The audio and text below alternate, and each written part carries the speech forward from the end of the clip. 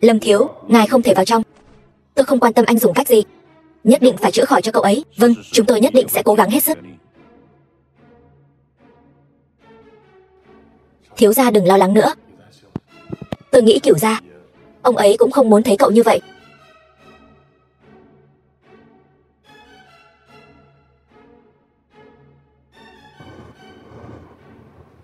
Bên trong là ai vậy? Sao nghiêm trọng quá? Thế nào rồi? Lâm thiếu, nọc độc đã thấm vào tim mạch, e rằng... Thiếu gia, bình tĩnh. Đi tìm Kiều Thi Thi. Cô ta trước đây từng công bố nghiên cứu về rắn độc. Cô ta nhất định có cách. Được. Kiều Thi Thi, luận văn của cô ta còn ăn cắp của tôi đấy. Cô ta mà chữa được bệnh thì heo nái cũng leo được cây. Thôi, dù sao cũng là một mạng người, nhỡ đâu bị Kiều Thi Thi chữa hỏng thì sao?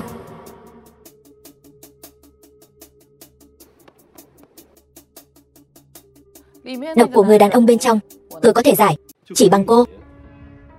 Cô cũng là bác sĩ ở đây, đúng? Kiều Nhiên, cô biết người nằm bên trong là ai không? Đừng nói bừa. Nhiều chuyên gia kỳ cựu của chúng tôi còn chưa dám chắc cứu được hay không. Cô là người đi cửa sau vào đây, cô có cách gì? Các người là không cứu được hay là không dám cứu? Cô nói chúng tôi thấy mất mạng không cứu sao? Cách nào chúng tôi cũng đã nghĩ tới, đều đã dùng rồi, nhưng độc tố đã thấm vào tim mạch rồi. Dù thần tiên có đến cũng vô dụng.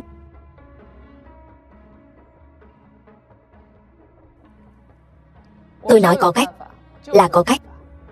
Bệnh nhân không thể kéo dài được nữa. Người rốt cuộc có để tôi cứu hay không? Thiếu gia, Thi Thi tiểu thư đến rồi. Hai người họ lại gần nhau làm gì thế? Việt ca ca, huynh tìm muội à? Cậu của ta bị rắn độc cắn. Nếu ngươi có thể chữa khỏi, ta sẽ đồng ý mọi điều kiện của ngươi. Cái này ta ai là không làm được. Trước đây ngươi không phải đã công bố luận văn về rắn độc sao? Ngươi rốt cuộc là không thể hay là không muốn? Không phải. Luận văn chỉ là lý thuyết suông thôi, chưa thực hành bao giờ. Rất nguy hiểm. Người mất mạng mất. Không có số liệu lâm sàng thực tế mà cũng dám viết vào luận văn, đúng là cút. Tỷ tỷ, chúng ta về thôi. Tôi có thể cứu.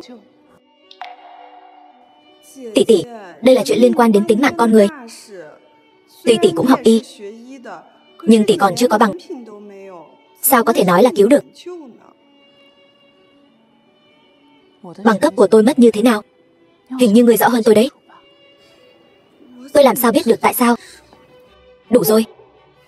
Cô thật sự cứu được sao? Vậy tôi làm sao tin cô? Nếu tôi nói số liệu trong luận văn của Kiều Thi Thi đều là số liệu lâm sàng thực tế của tôi, anh ta có tin không? Giáo sư hướng dẫn của tôi là chuyên gia trong lĩnh vực này. Ông ấy có thuốc đặc trị. Tỷ tỷ, đừng nói đùa nữa.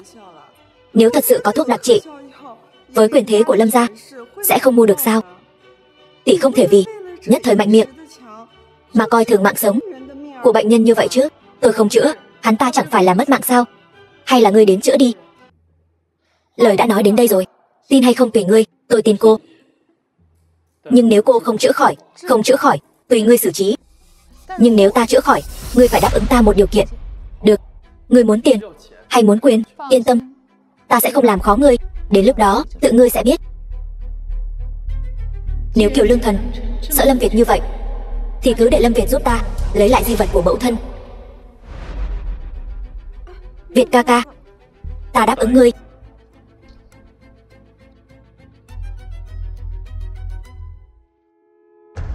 Việt ca ca, huynh không thật sự nghĩ tỷ tỷ có thể cứu được chứ? Ít nhất cô ấy chịu thử. Ta cũng không phải không chịu, chỉ là vì không cần giải thích nữa. Đường Thanh, đưa cô ấy về đi. Vâng. Kiều Nhiên, ta sẽ không để ngươi cướp mất Việt ca ca đâu. Đang phẫu thuật.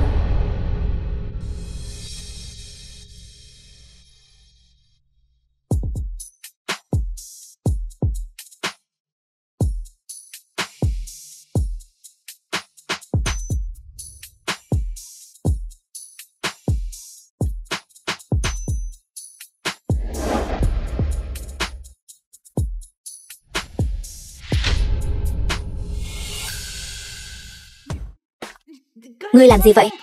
Đau. Xin lỗi. Bệnh nhân bên trong thế nào rồi? Yên tâm đi, ông ấy không sao rồi.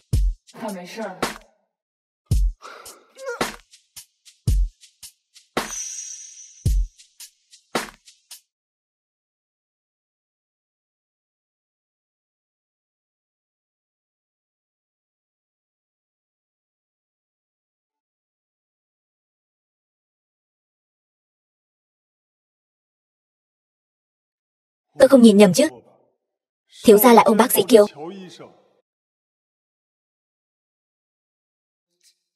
Người này sao một hồi lại thay đổi thế nhỉ? Bên trong không được vào.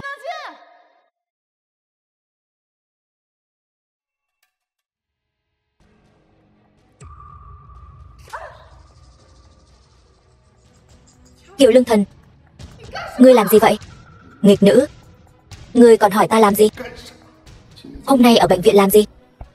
Nếu không phải Thi nói cho ta biết, ta còn không biết. Ngươi suýt nữa hại mất mạng Thịnh Cửu gia đấy.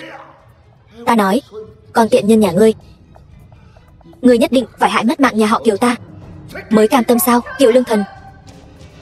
Trong lòng ngươi có phải chỉ có Kiều Thi mới xứng làm con gái ngươi không? Kiều Nhiên ta chỉ mang đến cho nhà họ Kiều tai họa thôi, ngươi biết là tốt rồi.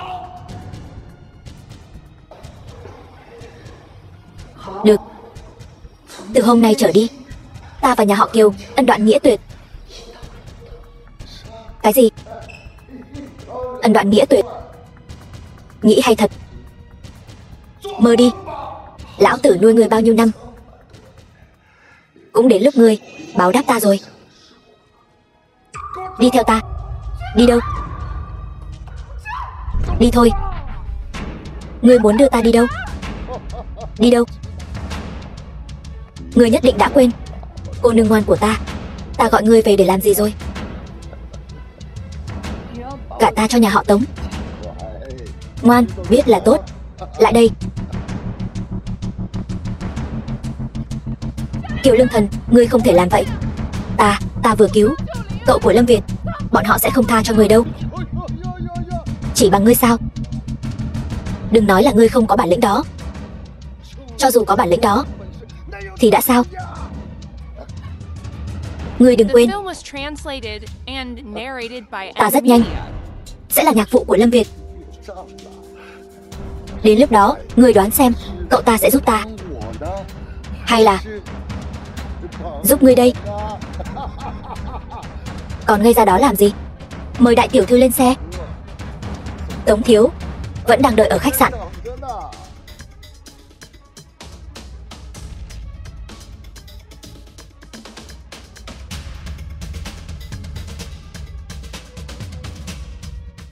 Thiếu gia, Kiều tiểu thư bị bắt cóc rồi. Ngài không đi cứu cô ấy sao? Cô ta có nói muốn tôi đi cứu cô ta sao? Cái này, người nữ nhân này rõ ràng đã thấy tôi, lại không mở miệng cầu cứu. Cô ta rốt cuộc đang toan tính điều gì? Nhưng mà Kiều tiểu thư vừa mới cứu Kiều gia, lỡ như xảy ra chuyện gì, Kiều gia hỏi đến, hôm nay sao lắm lời thế? Lái xe. Vâng. Đi thôi. Kiều Lương Thần, ăn nó đi. Nhanh lên. Tống thiếu tính tình không tốt, đừng để cậu ấy đợi lâu. Ngươi đi đi. Bách niên hảo hợp. Ngươi, Kiều Lương Thần, ngươi thả tôi ra, thả tôi ra, Kiều Lương Thần. Đừng la nữa. Cả tầng này đều đã bị tôi bao rồi. Đêm nay chỉ có hai chúng ta, vẫn nên tranh thủ thời gian mà hưởng thụ cho tốt.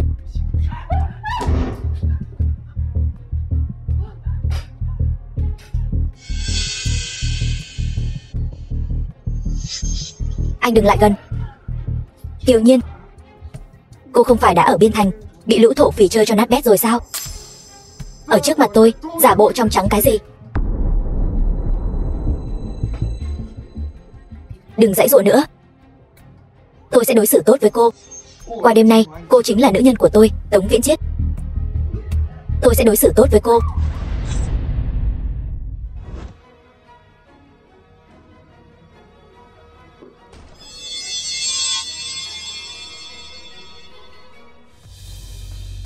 Không sao chứ? Lại đây.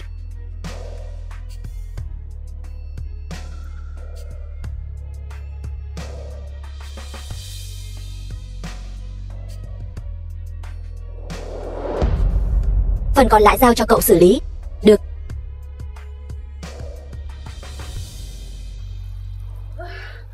Kiều Nhiên. Lâm Việt. Nóng quá. Giúp tôi. Kiều Nhiên.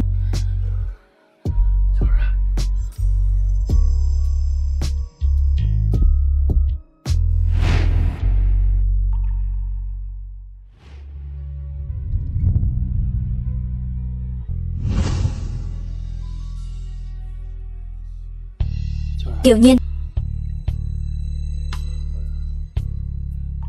Lúc đó ở Biên Thành, rốt cuộc có phải là cô không? Cô trả lời là phải. Tôi lập tức giúp cô.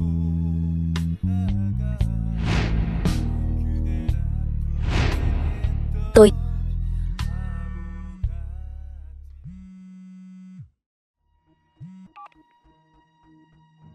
Alo. Thiếu gia, Biên Thành bên đó chuyển đến tin tức. Đã tra được người cứu ngài lúc trước rồi.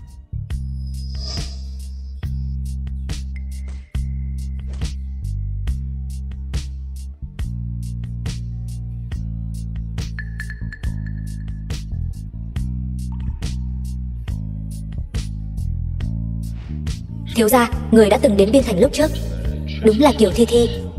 Kiều Nhiên tiểu thư chưa từng đến Biên Thành. Người đã cứu tôi lúc đó ở Biên Thành, rốt cuộc có phải là cô không?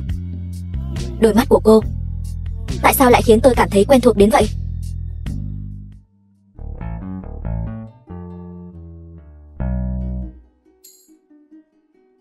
The film was translated and narrated by M Media.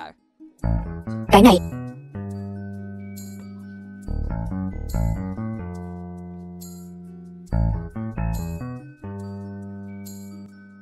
Tỉnh rồi à? Tối qua chúng ta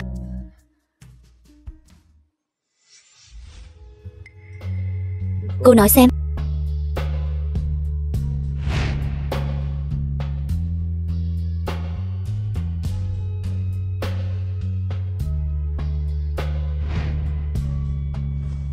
Tôi bị hạ thuốc. Nếu tối qua chúng ta, tôi hy vọng anh có thể quên chuyện này đi. Tôi quên không sao. Nhưng còn Tống gia thì sao? Bọn họ quên được sao? Chúng ta làm một giao dịch đi. Kiều Nhiên, tôi giúp cô giải quyết chuyện của Tống Viễn Chiết. Cô làm nữ nhân của Lâm Việt tôi.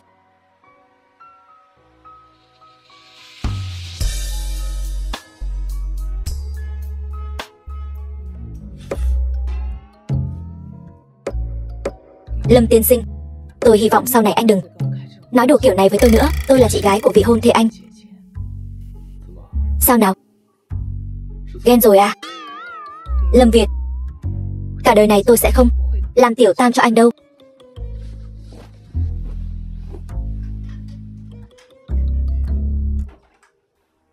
Kiều Nhiên, tôi nhất định sẽ khiến cô đồng ý. Thiếu gia, ngài và Kiều tiểu thư không nên hỏi thì đừng hỏi. Tống Viễn Chiết bên đó thế nào rồi? Tôi đã xử lý vết thương khẩn cấp, vứt hắn ta trước cửa nhà họ Tống rồi. Tôi đã kiểm tra rồi, không nguy hiểm đến tính mạng. Phái người theo dõi nhà họ Tống, đừng để bọn họ gây chuyện. Vâng.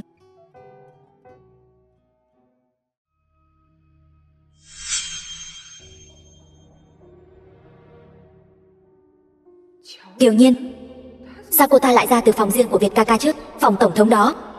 Chẳng lẽ tối qua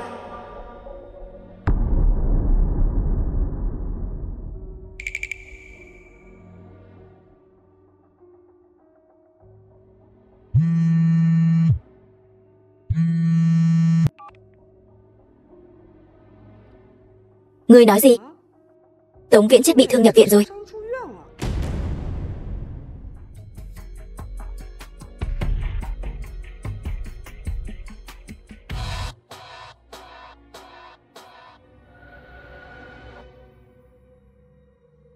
Kiều Nhiên, tao sẽ cho mày biết, đụng vào đàn ông của Kiều Thi Thi tao sẽ có kết cục gì. Cái này nhất định phải quan tâm đặc biệt một chút. Bệnh tình của hắn ta khá nghiêm trọng. Đồ tiện nhân, chính là mày, dám câu dẫn chồng tao. Hôm nay tao nhất định phải dạy cho mày một bài học.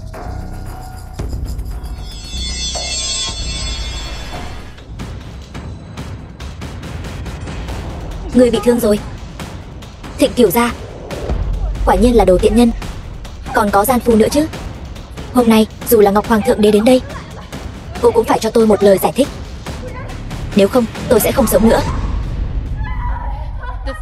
Đồ tiện nhân này, nó câu dẫn chồng tôi. Mau đến xem. Đồ tiện nhân này, cô nói tôi câu dẫn chồng cô. Cô có bằng chứng không? Đây chính là bằng chứng. Cái này là ở trong túi chồng tôi, tìm được đấy. Cô dám nói đây không phải của cô sao? Hình như đúng là bông tai của bác sĩ Kiều. Tôi còn khen nó đẹp nữa. Đúng vậy, đây là bác sĩ Kiều mua ở nước ngoài. Trong nước không có loại này. Bông tai này đúng là của tôi. Cô ta lại còn thừa nhận nữa chứ. Chẳng lẽ cô ta thật sự câu dẫn chồng người khác? Không thể nào. Bác sĩ Kiều trông không giống loại người này. Biết người, biết mặt, không biết lòng. Nghe nói bác sĩ Kiều vào bệnh viện chúng ta cũng là đi cửa sau. Cô ta căn bản không có bằng cấp trong nước. Biết đâu cô ta dựa vào đàn ông để leo lên. Bác sĩ Kiều, cần tôi giúp không? Không cần. Bông tai này đúng là của tôi. Nhưng mà cách đây không lâu tôi vừa làm mất. Cô nói mất là mất à? Vậy cô nói xem cô đã đi đâu?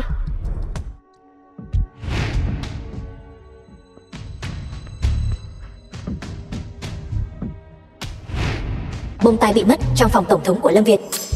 Người phụ nữ này không thể nào có cơ hội lấy được, trừ khi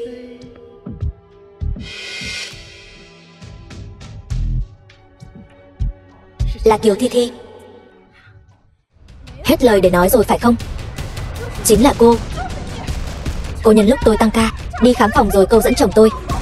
Loại người như cô sao có thể làm bác sĩ được chứ? Cô nói là tôi đi khám phòng rồi câu dẫn chồng cô à? Phải, đúng vậy. Gần đây tôi chỉ đến khoa chức năng nam giới thôi.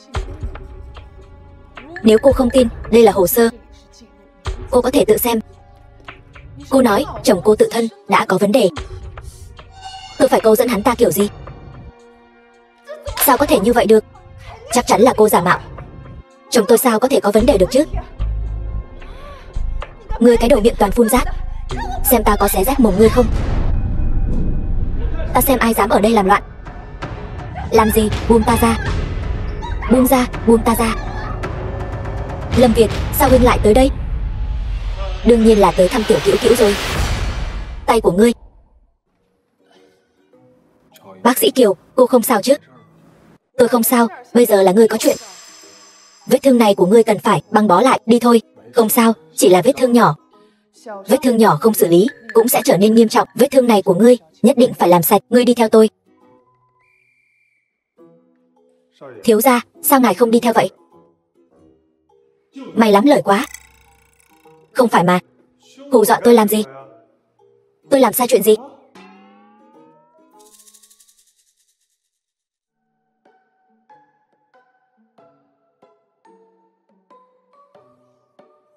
Thịnh Cửu gia, vô cùng xin lỗi, chuyện hôm nay làm liên lụy tới ngài rồi. Không sao, mạng này của tôi là cô cứu. Cửu Cửu, huynh không cần khách sáo với cô ta. Khi đó cô ta cứu anh cũng là đổi điều kiện với tôi. Lâm Việt, Kiều Nhiên, tôi nói không sai chứ?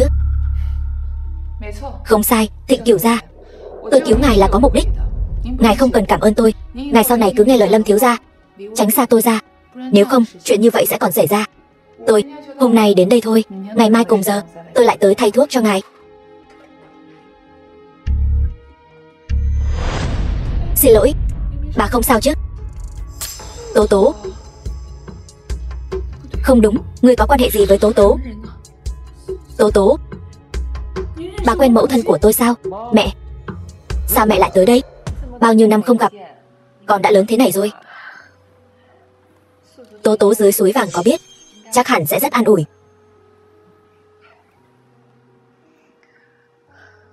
Con xem, cô ấy vẫn ở trong lòng ta. Vẫn là cô bé ngày nào cãi ông ngoại con, muốn cùng cha con bỏ trốn. Nói ra cũng buồn cười. Hồi đó, ngay cả lộ phí cũng lén lút tìm ta mượn. Bỏ trốn. Dì Lan, mẫu thân và phụ thân tôi rất ân ái sao? Đương nhiên rồi. Hồi đó, mẹ con vì cha con mà náo loạn cả thành đấy. Nhưng Kiều Lương Thần và mẹ tôi rõ ràng là... Dì Lan, dì đã từng gặp phụ thân tôi chưa? Người đàn ông này được mẹ con bảo vệ quá tốt, ngay cả ta cũng không được gặp. Chuyện đã qua rồi, đừng nhắc nữa. Nếu mẹ tôi biết tôi và dì có thể gặp lại, bà ấy nhất định sẽ rất vui. Bác sĩ Kiều không chỉ cứu tôi, hóa ra còn có duyên phận với chị như vậy. Là Nhiên Nhiên cứu em. Mục Đình những năm nay chưa từng đối với cô gái nào biểu hiện quan tâm như vậy. Chẳng lẽ hắn... Tốt, đứa trẻ ngoan đã nối lại được duyên phận, còn lại cứu Mục Đình. Ân tình này nhà họ Lâm chúng tôi nhất định phải báo đáp. Con thấy Mục Đình nhà chúng ta thế nào? Dì Lan, con không đồng ý. Sao con lại không đồng ý? Chẳng lẽ con cũng thích Nhiên Nhiên? Dì Lan ơi, dì hiểu lầm rồi. Là con không xứng với Thịnh Cửu gia. Vậy nào, ta thấy cũng xứng đấy chứ. Mục Đình nhà chúng ta cũng hơn con vài tuổi, nhưng mà tuổi tác lớn hơn một chút thì biết thương người ta. Mẹ cũng không hỏi ý kiến cậu út xem sao. Ở đây cứ xe duyên bừa bãi. Mẹ là chị nó, mẹ nuôi nó lớn đến chừng này, không phải hiểu nó hơn con sao? Tôi nói cho các người biết nhé, cô con dâu Nhiên Nhiên này tôi nhất định phải có được. Bất kể là con cưới hay là cậu út con cưới, hai đứa tự lo liệu đi. Dì Lan, cháu tạm thời chưa có ý định kết hôn. Dì có nói là để con bây giờ kết hôn đâu, nhưng mà cũng phải cho nhau một cơ hội tìm hiểu chứ, phải không? Hơn nữa, hai đứa con trai nhà chúng tôi tuy rằng không liên thân, nhưng mà khắp thiên hạ cũng chẳng có mấy người đàn ông sánh bằng chúng nó. Con nói với dì Lan đi, hai đứa nó con thích ai hơn? Anh Việt, bá mẫu đã đến rồi, cũng không nói với tôi một tiếng. Buổi tụ họp này sao thiếu được tôi chứ? Chị, sao chị cũng ở đây vậy? Thì ra chị tốn bao công sức cứu Thịnh Cửu gia là vì chuyện này sao?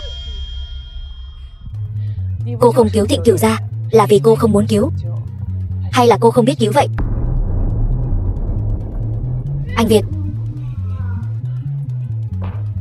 sao ăn cơm cũng không gọi em vậy?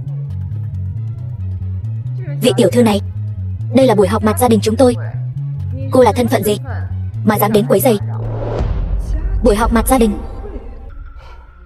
Tôi mới là vị hôn thê của nhà họ Lâm. Tại sao cô ta Kiều Nhiên lại ngồi ở đây? Anh Việt, anh còn chưa nói với bá mẫu quan hệ của chúng ta sao? Lâm Việt, chuyện gì thế này? Mẹ, cô ấy là vị hôn thê của con. Con hồ đồ rồi. Hôn nhân của Lâm gia chúng ta từ bao giờ lại để con làm càn như vậy? Cô ấy đã cứu mạng con. Mẹ nói xem có tính là hồ đồ không?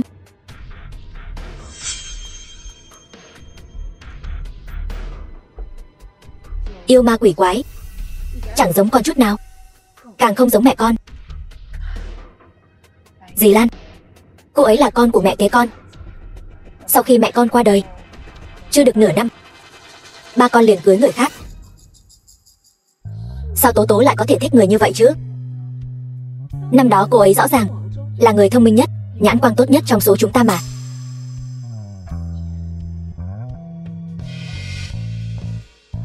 Rốt cuộc năm đó đã xảy ra chuyện gì? Nếu mẹ thật sự ân ái với Kiều Lương Thần đến vậy, sao lại có thể như vậy được?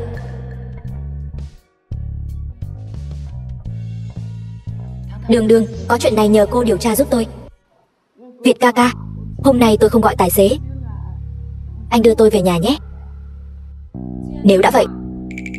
Mục Đình, anh đưa Nhiên Nhiên về đi. Không cần đâu. Không cần phiền vậy đâu. Không được. Một mình con, tôi không yên tâm. Mẹ, tôi thấy cổ tay của cậu út vẫn chưa khỏi hẳn. Bác sĩ Kiều, để tôi đưa cô về. Anh còn có vị hôn thê cần chăm sóc nữa. Vết thương của tôi không có gì đáng ngại. Vậy thì làm phiền Thịnh Cửu ra rồi. Bác gái, tôi đi trước.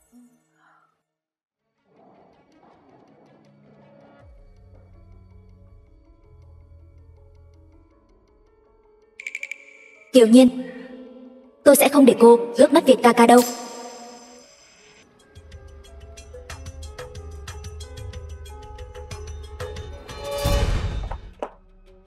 Lâm Việt, anh điên rồi. Sao hả? Không phải cậu tôi khiến cô thất vọng rồi sao? Không hiểu anh đang nói gì. Lâm Việt, anh rốt cuộc muốn làm gì? Kiều Nhiên, tôi đã nói rồi. Tôi muốn em làm người phụ nữ của tôi. Sao hả? Em gái tôi lại không thể thỏa mãn anh sao? Anh cứ muốn tôi như vậy sao? Cô ấy là vị hôn thê của tôi. Em là người phụ nữ tôi muốn có được. Giữa hai người không mâu thuẫn.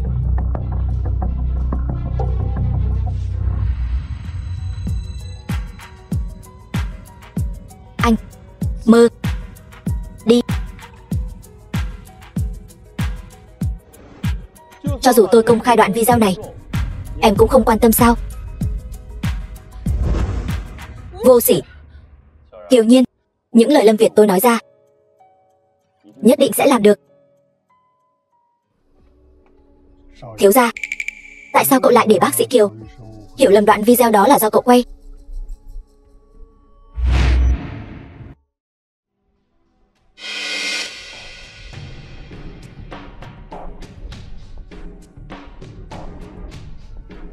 Thiếu gia, cậu quả nhiên đoán không sai. Mấy lão già ngoan cố của nhánh bên Lâm gia e rằng đã tốn không ít công sức với cậu. Chuyện giữa cậu và bác sĩ Kiều có thể đã bị ghi lại toàn bộ rồi. Muốn nắm được thóp của tôi nào có dễ dàng như vậy. Tôi sẽ đi tiêu hủy ngay. Khoan đã, tôi còn có việc khác cần dùng đến. Chỉ cần đạt được mục đích là được.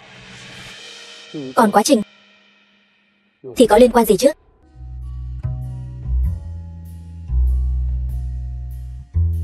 Thế nào? Hài lòng với sự sắp xếp của tôi chứ? Lồng làm cho chim, dù có làm bằng vàng thì đã sao?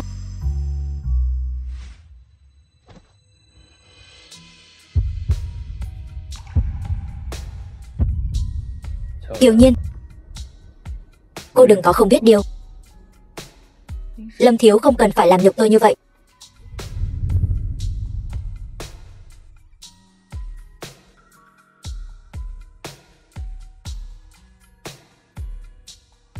Cô yên tâm, hôm đó tôi không làm gì cả.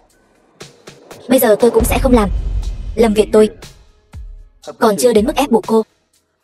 Anh nói gì? Hôm đó anh, cái gì? Không cần phải ngạc nhiên như vậy. Tôi sẽ đợi đến ngày cô cam tâm tình nguyện. Lâm Việt, anh rốt cuộc là người như thế nào? Bên căn hộ của Kiều Nhiên thế nào rồi? Những người mai phục chúng ta đã được xử lý xong cả rồi. Thiếu gia cứ yên tâm. Bác sĩ Kiều rất an toàn. Về chuyện của Kiều Nhiên, điều tra đến đâu rồi? Bác sĩ Kiều, mẹ ruột của cô ấy mất sớm. Hình như từ nhỏ đã không được nhà họ Kiều yêu thương, luôn phải tự mình làm thêm kiếm sống, cố gắng duy trì cuộc sống. Mấy năm trước, luận văn tốt nghiệp của cô ấy bị giám định là đạo văn của Kiều Thi Thi tiểu thư, vì vậy đã bị buộc thôi học. Sau đó cô ấy ra nước ngoài học lại và còn thi lấy bằng bác sĩ không biên giới. Nói như vậy, dù nhìn thế nào, người cứu tôi ở Biên Thành lúc đó đều là Kiều Nhiên đúng không? Chẳng lẽ cậu? Đúng rồi, tôi còn điều tra được một việc. Trước đây sau khi cậu hôn mê, vị tiểu thư đã cứu cậu, liều mạng đỡ cho cậu một nhát dao. Nhờ vậy mới kéo dài được thời gian, chờ được chúng tôi đến cứu. Nói cách khác, ai có vết sẹo do dao đâm trên người thì người đó chính là người đã cứu cậu. Manh mối quan trọng như vậy, sao bây giờ mới nói? Quay đầu xe.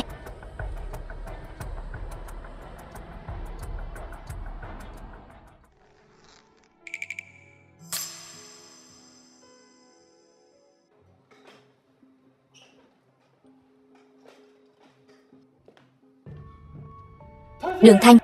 Người đâu? Thiếu gia. Tôi vừa nhận được tin, Kiều tiểu thư đã bị người của lão phu nhân đón đi rồi. Nào, Nhiên Nhiên, ăn nhiều một chút nhé. Cảm ơn bác gái. Bác gái cũng ăn nhiều một chút. Mẹ. Sao mẹ lại đón cô ấy tới đây? Cái thằng này càng ngày càng vô phép tắc. Mẹ đã suy nghĩ kỹ rồi. Nhiên Nhiên vẫn nên ở bên cạnh mẹ tốt hơn, cũng tiện cho cậu con vun đắp tình cảm. Mẹ. Chị, bác sĩ Kiều, xem tôi mang gì cho hai người này.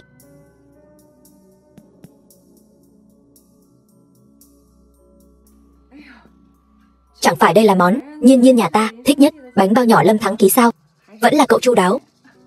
Mau ngồi xuống ăn cơm thôi. The film was Ngồi xuống ăn cơm. translated and narrated by M Media. Lâm Việt, lại đây ăn cùng đi.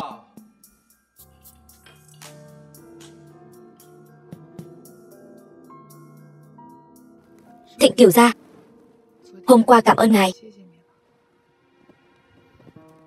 Nếu tôi không mang túi đến cho em, tôi không biết Lâm Việt sẽ đối xử với em như vậy.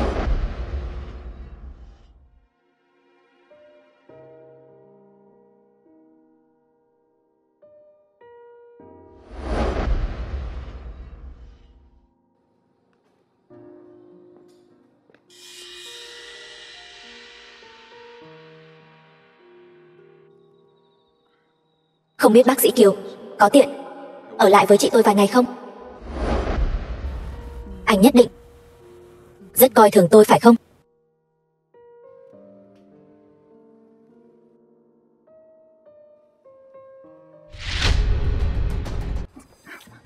Đừng quên chuyện đoạn video đó. Nhiên Nhiên là một người độc lập, cô ấy nên có quyền lựa chọn của mình. Anh không nên ép buộc cô ấy. Ép buộc? Nói cho cậu biết là tôi ép buộc cô sao? Không phải. Cậu nghe thấy rồi chứ? Cô ấy nói là tự nguyện. Đi.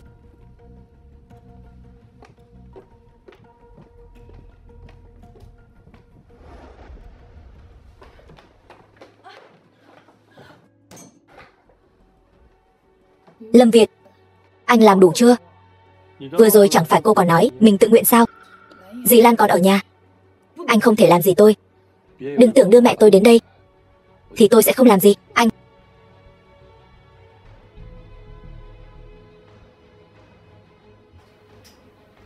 Cô mà cứ ngoan ngoãn thế này thì tốt biết mấy. Lâm Việt, đừng xem tôi như thú cưng của anh.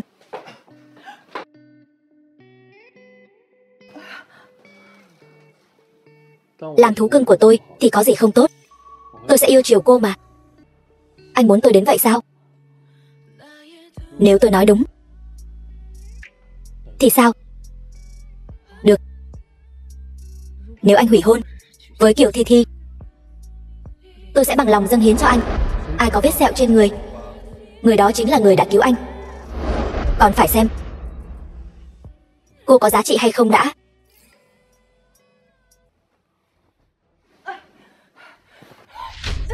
Anh vô sỉ. Bây giờ mới biết sao? Nhiên Nhiên, cô có ở trong đó không? Đuổi mẹ tôi đi, nếu không tôi làm thịt cô. Dì Lan, con đang thay đồ. Sao vậy? Tuần sau tôi muốn tổ chức một bữa tiệc ở nhà để mừng Mục Đình thoát khỏi cửa tử. Tôi muốn cô cùng tôi đến trung tâm thương mại chọn vài bộ lễ phục. Được. Con biết rồi, con thay đồ xong sẽ đến. Được.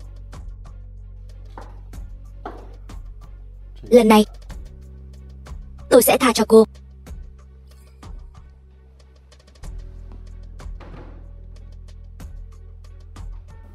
Việt Việt quả nhiên đang ở trong phòng Nhiên Nhiên. Nó rốt cuộc muốn làm gì chứ? Thịnh Cửu gia, sao lại là ngài? Bác gái đâu? Tỷ tỷ đi trước rồi. Bảo tôi ở đây đợi cô. Đón cô cùng đi.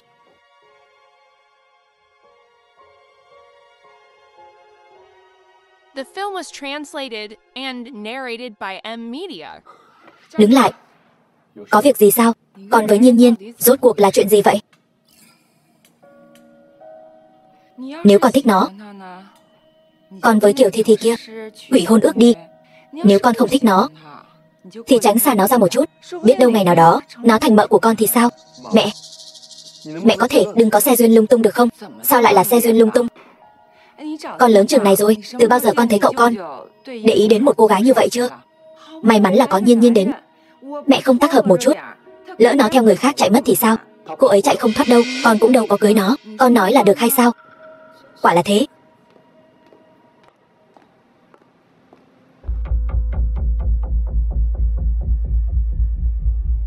Xin lỗi, quần áo ở đây. Không mua không được đụng vào. Ai nói với cô là tôi không mua? Cô biết quần áo ở đây bao nhiêu tiền một bộ không? Cô mua nổi không? Phải đó. Nếu không mua nổi thì đừng làm mất thời gian của nhân viên phục vụ. Bộ lễ phục này gói lại cho tôi. Vâng, tôi đi xuất hóa đơn ngay. Bộ này tôi nhìn chúng trước rồi. Cô nhìn chúng trước thì đã sao? Cô cũng đâu mua nổi. Ai nói với cô tôi không mua nổi? Tôi suýt quên mất. Đầu óc tôi thật là...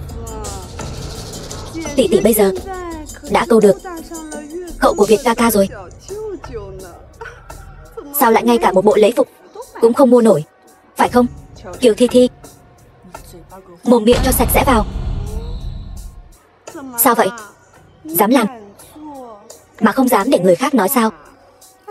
Câu dẫn Việt ca ca không thành, lại chuyển mục tiêu sang Thịnh Cửu gia. Kiều Nhiên, sự hèn hạ của cô thật khiến người ta thán phục. Cô dám đánh tôi? Cái tát này tôi đánh cô vì cô không biết trên dưới. Dù là tôi hay là Thịnh Cửu gia đều là trưởng bối của cô. Cái tát này tôi đánh cô vì cái mồm thối của cô. Nếu mẹ cô không dạy được cô thì tôi thân làm tỷ tỷ sẽ thay mặt mà dạy dỗ. Kiều Nhiên, cô điên rồi. Cô đó, tôi là thiếu phu nhân tương lai của Lâm gia đấy.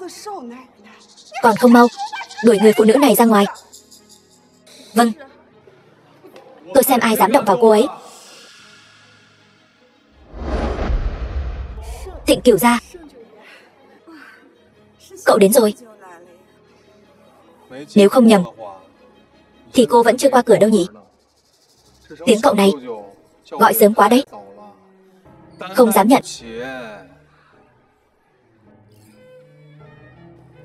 Không sao chứ?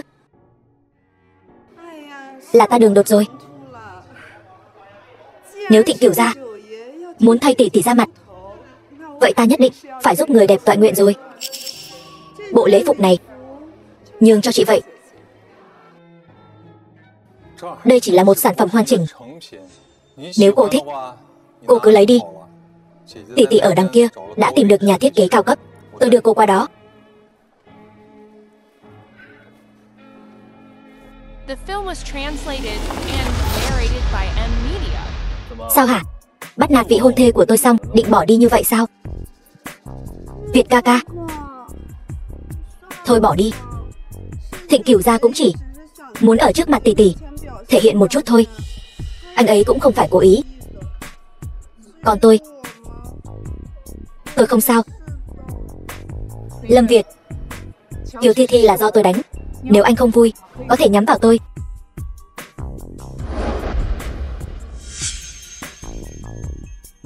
Vậy cô định làm gì?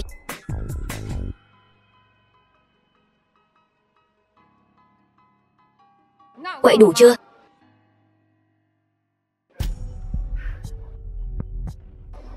Bác gái, bác cũng đến xem lễ phục sao?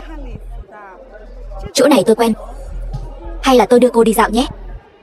Kiều tiểu thư, không cần phiền đâu. Tôi không có thói quen đi dạo phố với người không quen. Nhiên Nhiên, lát nữa cô đi dạo với tôi nhé. Được. Hai người thì không cần đâu. Có mâu thuẫn gì thì tự giải quyết cho xong rồi hãy đến đây.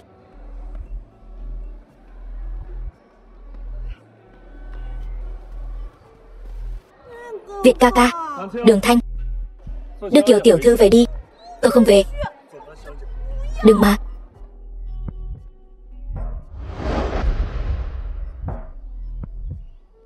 Cậu, tôi đã nói với cậu rồi, Kiều Nhiên là người phụ nữ tôi muốn. Cậu đừng tranh với tôi. Lâm Việt, từ nhỏ đến lớn cậu đều nhường cháu. Lần này có thể nhường cậu không?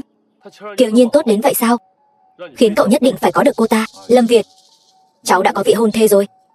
Cháu có thể cho Kiều Nhiên cái gì? Cô ấy khác biệt. Trước khi tôi điều tra rõ ràng, tuyệt đối sẽ không từ bỏ cô ấy. Điều tra rõ ràng.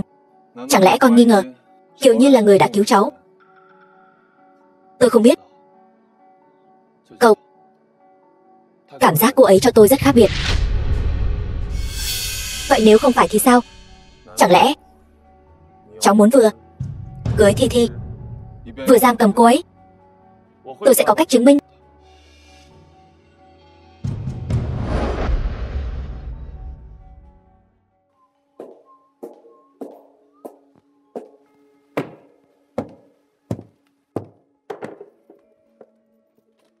Anh hẹn tôi đến nơi này làm gì? Để Lâm Việt phát hiện thì làm sao? Yên tâm, Lâm thiếu gia đang bận điều tra thân phận ân nhân của anh ta, không rảnh để ý đến cô đâu. Ân nhân? Ân nhân gì? Chẳng lẽ cháu nghi ngờ Kiều Nhiên là người cứu cháu? Tôi sẽ có cách chứng minh. Anh muốn làm gì? Ta muốn làm gì? Thuở ban đầu, ai là người thể thốt son sắt rằng bản thân là Lâm thiếu phu nhân tương lai, có thể giúp ta trừ khử Kiều Nhiên? Hợp tác. Bản thân là kẻ mạo danh. Ai là kẻ giả mạo? Chính ta đã cứu Lâm Việt. Ta chính là Lâm thiếu phu nhân tương lai, có phải hay không? Trong lòng ngươi tự rõ. Ngươi muốn ta làm thế nào? Hồ sơ của Kiều Nhiên bị các ngươi xóa sạch sẽ. Hồ sơ giả mạo của ngươi cũng không thể bắt bẻ. Chỉ đáng tiếc là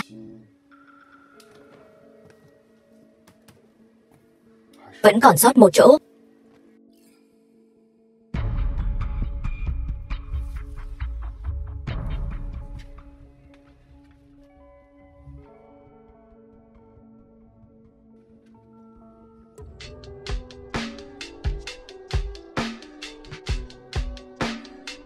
Mẹ, chuyện con nói với mẹ đã chuẩn bị xong chưa? Yên tâm, con nhỏ này không thể thoát khỏi lòng bàn tay ta.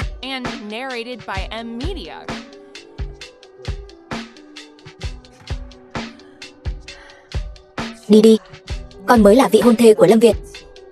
Tối nay không ai có thể cướp đi hào quang của con.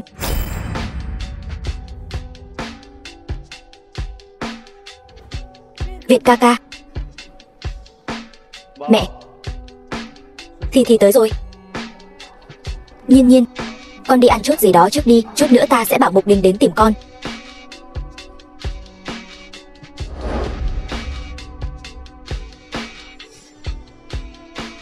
Kiều Nhiên, cho dù Lâm phu nhân cưng chiều ngươi thì đã sao? Ta mới là thiếu phu nhân chân chính của Lâm gia. Qua đêm nay, ta muốn ngươi không còn cơ hội trở mình.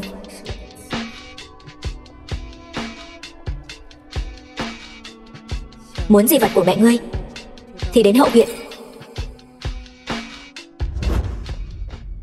Vương Mạn Đình, di vật của mẹ ta đâu?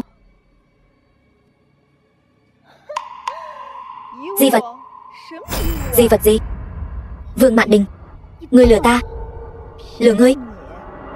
Lừa ngươi thì sao? Kiều Nhiên, ta không chỉ lừa ngươi, ta còn muốn ngươi mất mạng.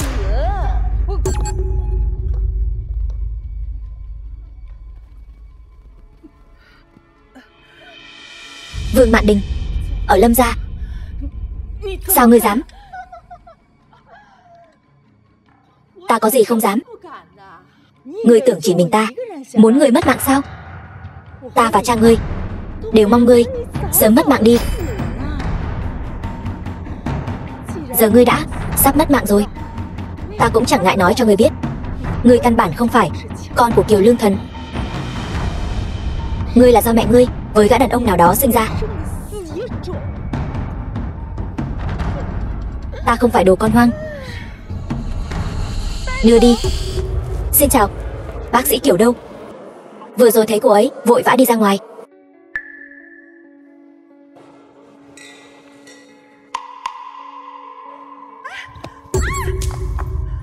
Sao vậy? Tôi quá sơ suất. Việt ca ca, huynh giúp tôi thay đồ nhé.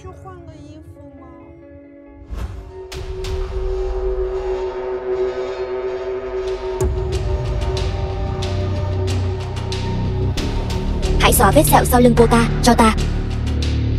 Còn lại tùy ngươi xử lý. Ta hiểu ý ngươi.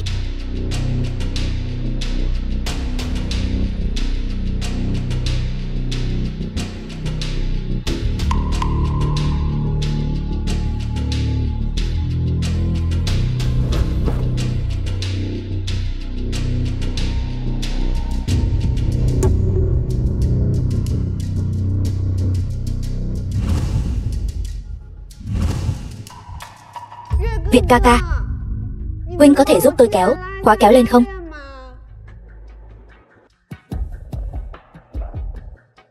The film was translated and narrated by M Media.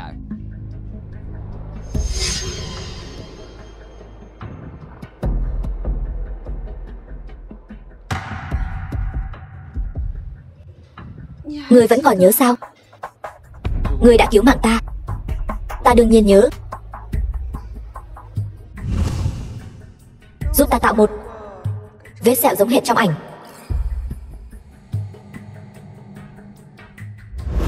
Ngươi chỉ có thể là của Kiều Thi Thi ta.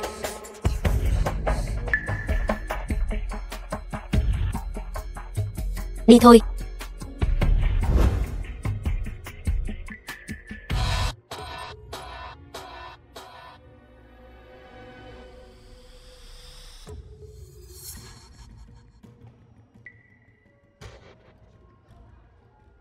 Cái gì? Việt ca ca.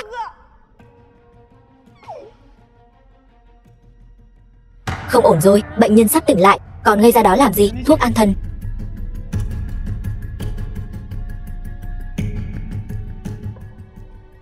Các người là ai? Các người muốn làm gì? Làm cái gì? Người buông ta ra, ai bảo ngươi đắc tội, kẻ không nên đắc tội chứ.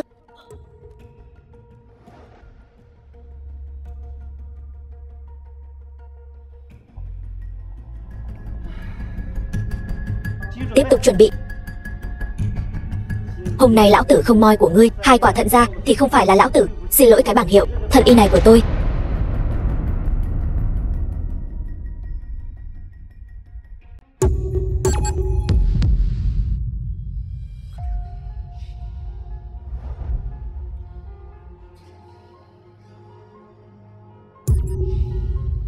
Dừng tay. Ngươi là ai? Phẫu thuật trái phép, buôn bán nội tạng người sống. Ngươi cứ chờ mà ăn cơm tủ đi.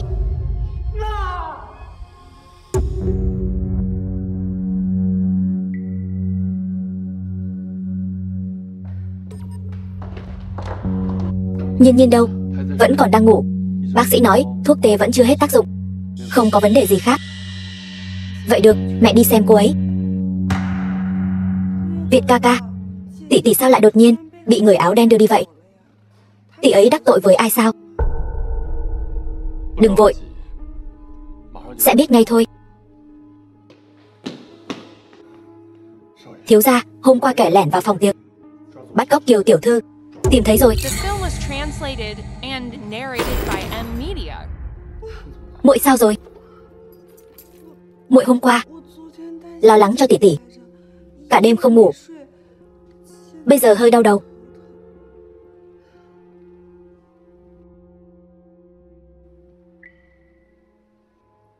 Bọn họ đúng là không coi tôi ra gì.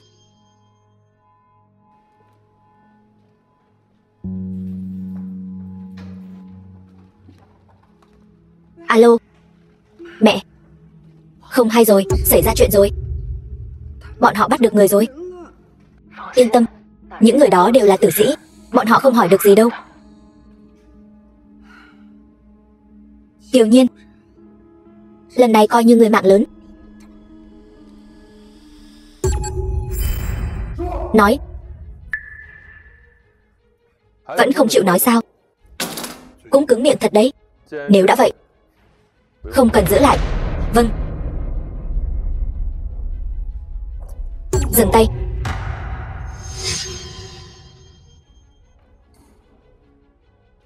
Giao cho ta đi.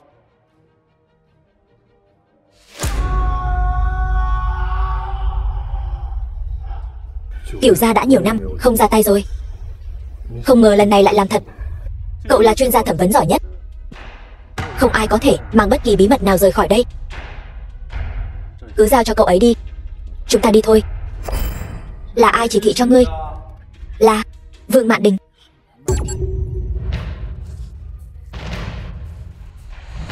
Xử lý đi.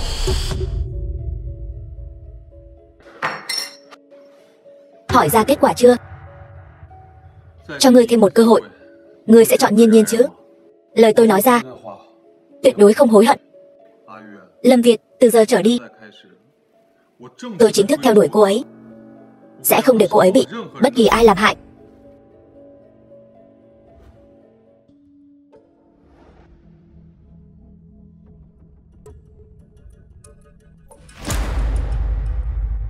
Lâm Việt. Tỉnh rồi. Lâm Việt. Không sao rồi, không sao. Tỷ tỉnh rồi. Kiều Thi Thi. Vương Mạn Đình đâu? Mẹ tất nhiên cũng lo lắng cho tỷ. Tối qua còn gọi điện hỏi thăm tình hình của tỷ, quan tâm tôi. Một kẻ đã tự tay giao tôi cho lũ lang băm đó. Cô ấy quan tâm tôi rốt cuộc có bị hại mất mạng hay không thôi. Tỷ, không thể nói bừa như vậy được. Nếu Việt ca ca hiểu lầm thì phải làm sao? Đừng gọi tôi là tỷ. Tôi không dám nhận. Việt ca ca, tỷ lần này chắc chắn là bị kinh hãi quá độ nên mới bắt đầu nói nhảm rồi. Mẹ tôi làm sao có thể hại cô ấy chứ, phải không?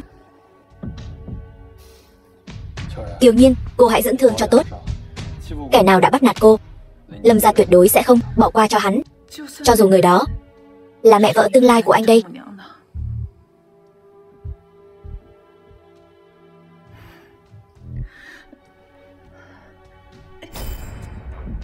Muốn đi đâu? Liên quan gì đến anh? Lâm Việt, anh có ý gì? Trước khi vết thương của em lành hẳn, em không được đi đâu cả. Anh, phải đó tỷ. Tỷ mau nghỉ ngơi cho khỏe đi. Ca ca cũng là lo lắng cho tỷ thôi. Dù sao mọi người đều không muốn chuyện lần này xảy ra nữa. Việt ca ca, nếu tỷ đã tỉnh rồi, vậy chúng ta hãy để tỷ ấy nghỉ ngơi cho tốt đi. Bác gái còn đang ở nhà chờ bàn chuyện tiệc đính hôn đấy. Vậy tỷ hãy dưỡng thương cho tốt. Chúng tôi xin phép về trước.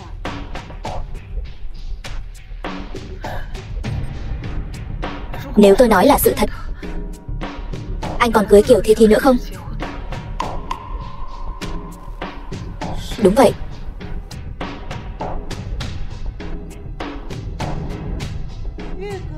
Việt ca ca, đi thôi.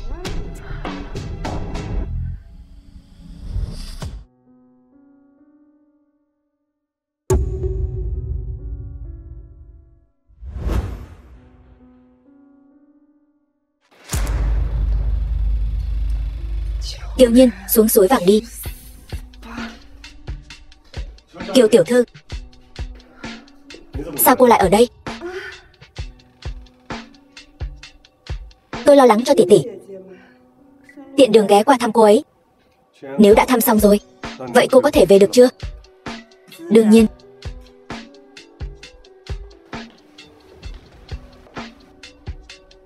Đúng rồi, tôi và giám đốc của các người sắp kết hôn rồi.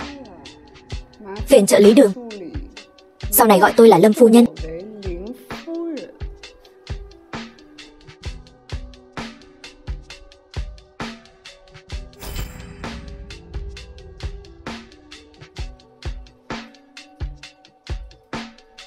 Alo.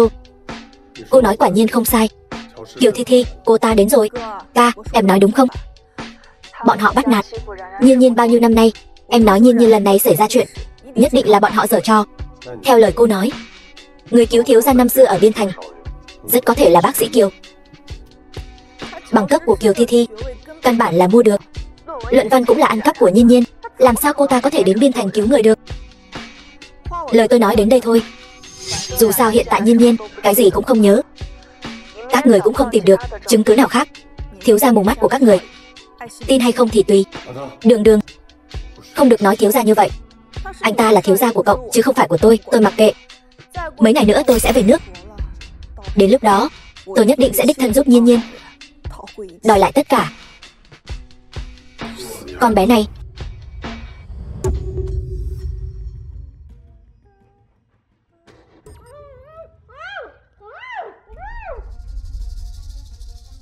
Nhiên Nhiên, nghỉ ngơi mấy ngày nay, cảm thấy sức khỏe thế nào rồi? Bác gái, con đã gần như khỏi rồi. Vậy thì tốt. Kiều Nhiên. Kiều Nhiên, đồ tiện nhân. Nói mau, ngươi giam mẹ ta ở đâu? Kiều Thi Thi, cô phát điên cái gì ở đây vậy? Cô mau nói đi. Mẹ tôi tối hôm qua bị người ta bắt cóc, chính là cô ta làm. Cô có bằng chứng gì chứng minh là ta làm? Các người đều biết. Mấy hôm trước cô nói mẹ ta hãm hại cô. Bây giờ xảy ra chuyện như thế này, không phải cô thì là ai? Ta. Anh cũng tin là ta làm sao? Nhiên Nhiên, ta tin tưởng con. Không thể nào là cô ấy. Bác gái, con mới là con dâu tương lai của người. Bác tin cô ta mà không tin con. Ta chỉ tin tưởng bằng chứng.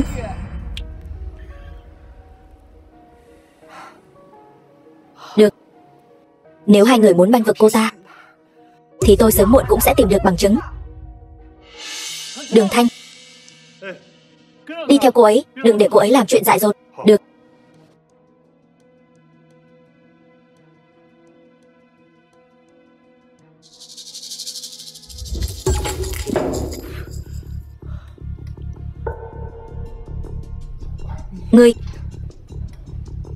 Ngươi là ai? Ngươi muốn làm gì? Ngươi biết ta là ai không?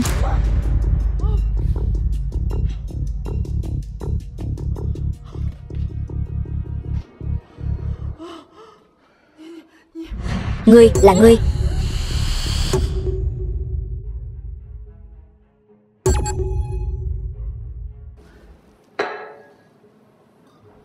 Ngồi xuống, uống chén trà.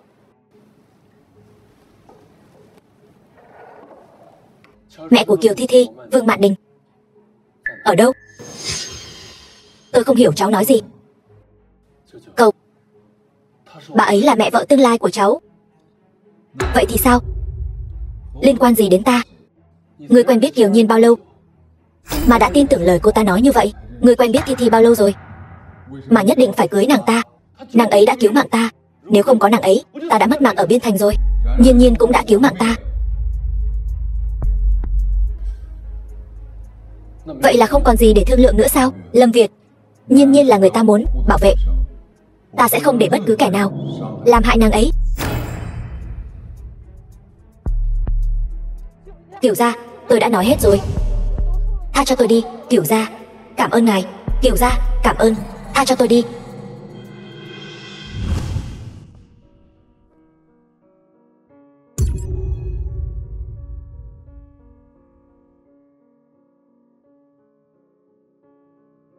Ngươi đã nghe hết rồi. Vương Mạn Đình, là ngươi bắt cóc cô ta thật sao?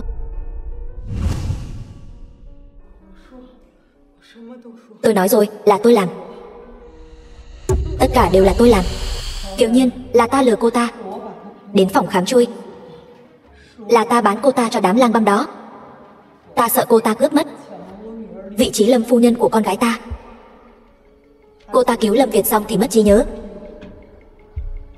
Ta để con gái ta, Thi Thi, thay thế vị trí của cô ta.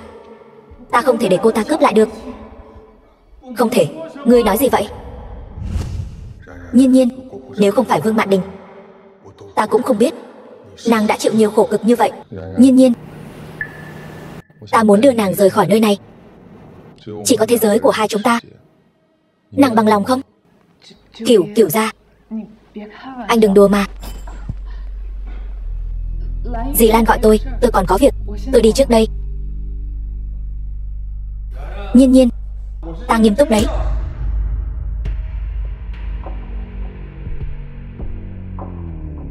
Kiều Nhiên, tỉnh táo lại đi. Đừng quên, chuyện của mẹ vẫn chưa giải quyết xong. Sao ngươi có thể làm lỡ dở một người tốt như Cửu gia được chứ?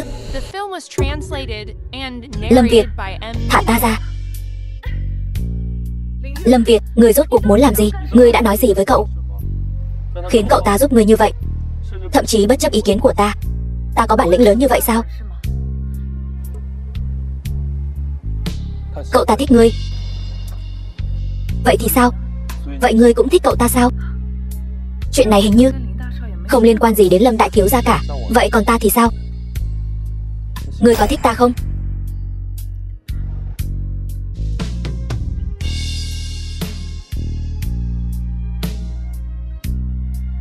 Lâm Việt, lâu như vậy rồi, trò chơi ngươi rượt ta đuổi, ngươi vẫn chưa chơi đủ sao?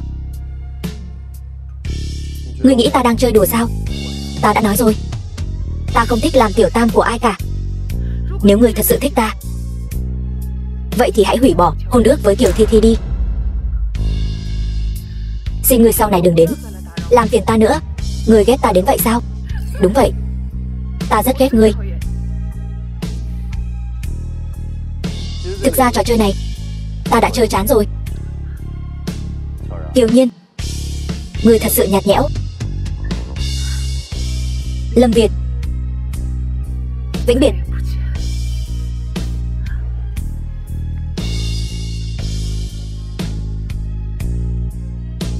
Kiều Nhiên, nếu chỉ có việc ta buông tay mới khiến ngươi hạnh phúc.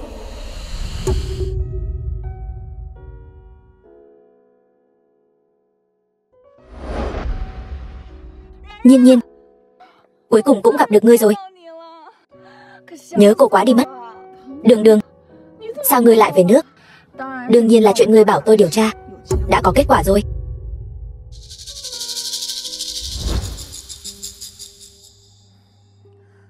Nếu ngươi muốn nói về chuyện ta không phải con của Kiều Lương Thần, ta đã biết rồi.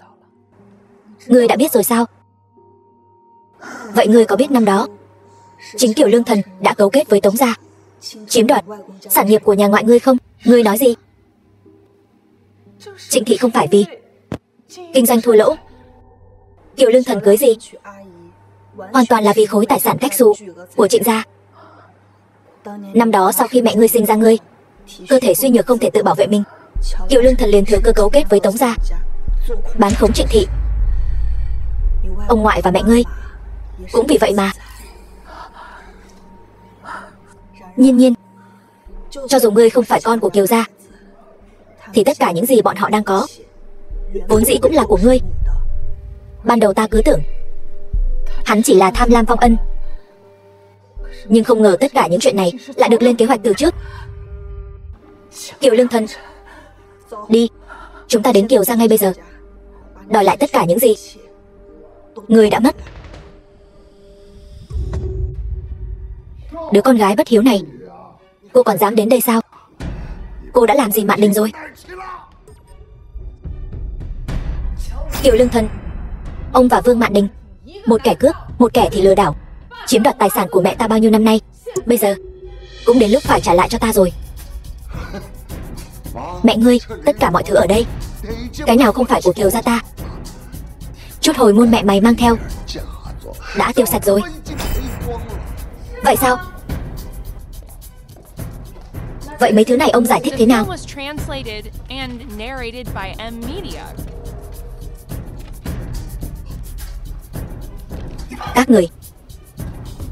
Các người làm sao có được mấy thứ tài liệu này hả? Kiều Lương Thần, ông cấu kết với Tống gia thao túng Trịnh thị, cuối cùng chia nhỏ Trịnh thị, bán rẻ mạt, cuối cùng dùng doanh nghiệp thứ ba dựa tiền một lượt, cuối cùng biến thành tiền rót vốn của Kiều thị các người.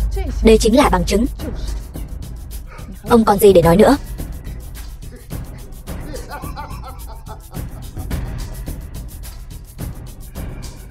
Đúng. Thì đã sao? Không thì mày tưởng cớ gì tao chưa chắc đôi giày rách như mẹ mày hả? Năm đó nếu không phải tao, bà ta đã bị đuối nước trong nước miếng của người khác rồi. Triệu Hoang còn bỏ trốn với thằng khác. Tao hỏi mày, đây là tiểu thư khuê các gì chứ? Ta thấy chính là đồ rác rưởi bị thằng khác chơi rồi vứt bỏ. Vô sỉ.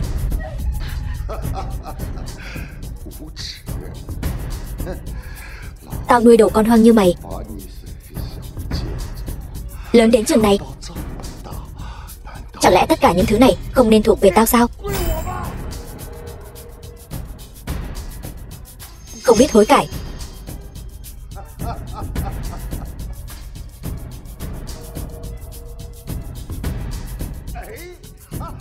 Trả lại đây.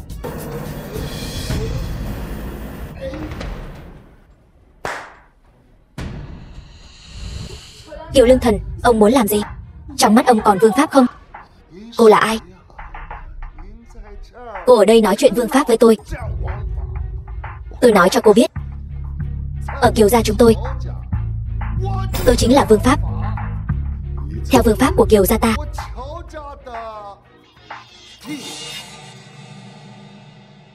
bắt hết kẻ bất hợp pháp này cho ta. Hôm nay nếu không giao ra toàn bộ tài liệu giả mạo thì các người đừng hòng bước ra khỏi Kiều gia. Một cách đường hoàng. Buông ra. Ai dám động vào họ là Kiều gia. Ngài sao lại tới đây? Mấy ngày không gặp, không biết ngài oai phong như vậy. Kiều gia đều là con gái bất hiếu kiểu Nhiên này. Nó không chỉ hỗn láo với tôi mà còn đánh tôi trọng thương. Tôi chỉ làm tròn trách nhiệm của một người cha, dạy dỗ nó một chút thôi. Kiều gia, ông cũng xứng sao? Tham ô tài sản người khác, gây rối trật tự thị trường. Ông xem, điều nào đổ oan cho ông rồi? Bây giờ còn dám ra tay với Kiều Nhiên, lấy mạng người diệt khẩu. Người đâu? Áp giải hắn xuống cho tôi, Kiều gia. Đưa hắn đến đồn cảnh sát. Kiều gia, ngài không công bằng. Nhiên, bao nhiêu năm qua, cuối cùng cô cũng thay mẹ cô trả được mối hận này rồi. Không sao chứ? Không sao. May mà trước khi tới, tôi đã gọi điện cho Thịnh Thúc Thúc, mới có thể để Thịnh Thúc Thúc anh hùng cứu mỹ nhân. Sao rồi Nhiên, Thịnh Thúc Thúc có phải rất đẹp trai không? Hơn hẳn Lâm Việt. Thịnh Kiều gia, cảm ơn ngài.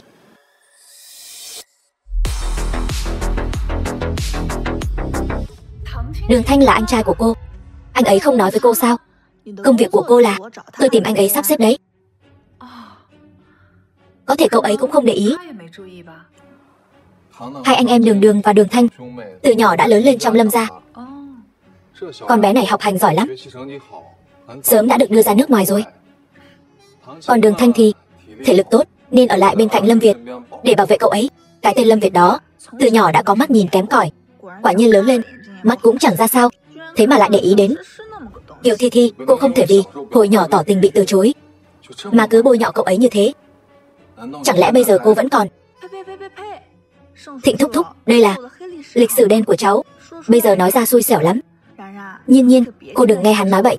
Tôi bây giờ đối với Lâm Việt thật sự là không còn một chút ý nghĩ gì với hắn cả. Cô không cần phải nhấn mạnh với tôi. Tôi với cậu ta cũng có quan hệ gì đâu.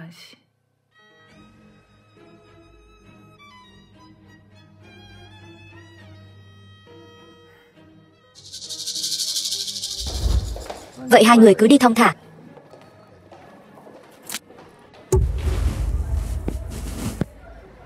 Giờ Kiều gia đã về lại tay Kiều Nhiên rồi. thì Vương Mạn Đình cũng sẽ không gây ra sóng gió gì nữa. Cậu mau thả bà ta ra đi. Lâm Việt, cháu đối với mẹ vợ tương lai của cháu cũng thật là để tâm đấy. Dù sao bà ta cũng là mẹ của Kiều Thi Thi. Nếu như cháu biết bà ta cái gì, không có gì.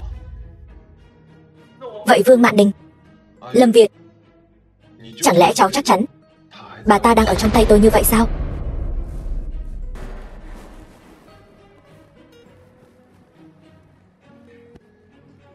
Đi điều tra tất cả bệnh viện trong thành phố, xem có bệnh nhân nào tên Vương Mạn Đình không. Đều là của tôi.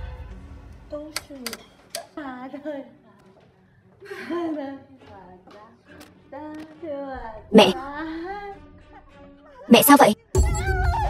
Thả tôi ra. Các người, tôi đã nói hết rồi. Tôi đã nói hết rồi mà. Tôi đã nói rồi. Mẹ nói gì? Tôi cái gì cũng không biết. Đừng hỏi tôi cái gì cũng không biết.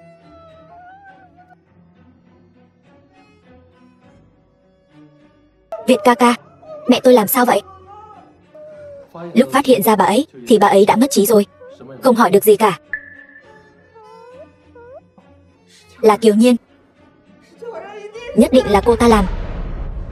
Cô ta bức ép mẹ tôi phát điên, hại cha tôi. Người tiếp theo chính là tôi. Việt ca ca, cứu em. Em yên tâm, có anh ở đây. Cô ta sẽ không làm hại em đâu. Vậy chuyện của cha mẹ tôi cứ bỏ qua như vậy sao? Em không có chứng cứ chứng minh bác gái là do cô ta hại. Còn cha em, ông ta tội đáng phải bị như vậy. Nhưng họ đều là người thân nhất của tôi. Rõ ràng người cứu anh là tôi. Tại sao anh luôn bênh vực cô ta?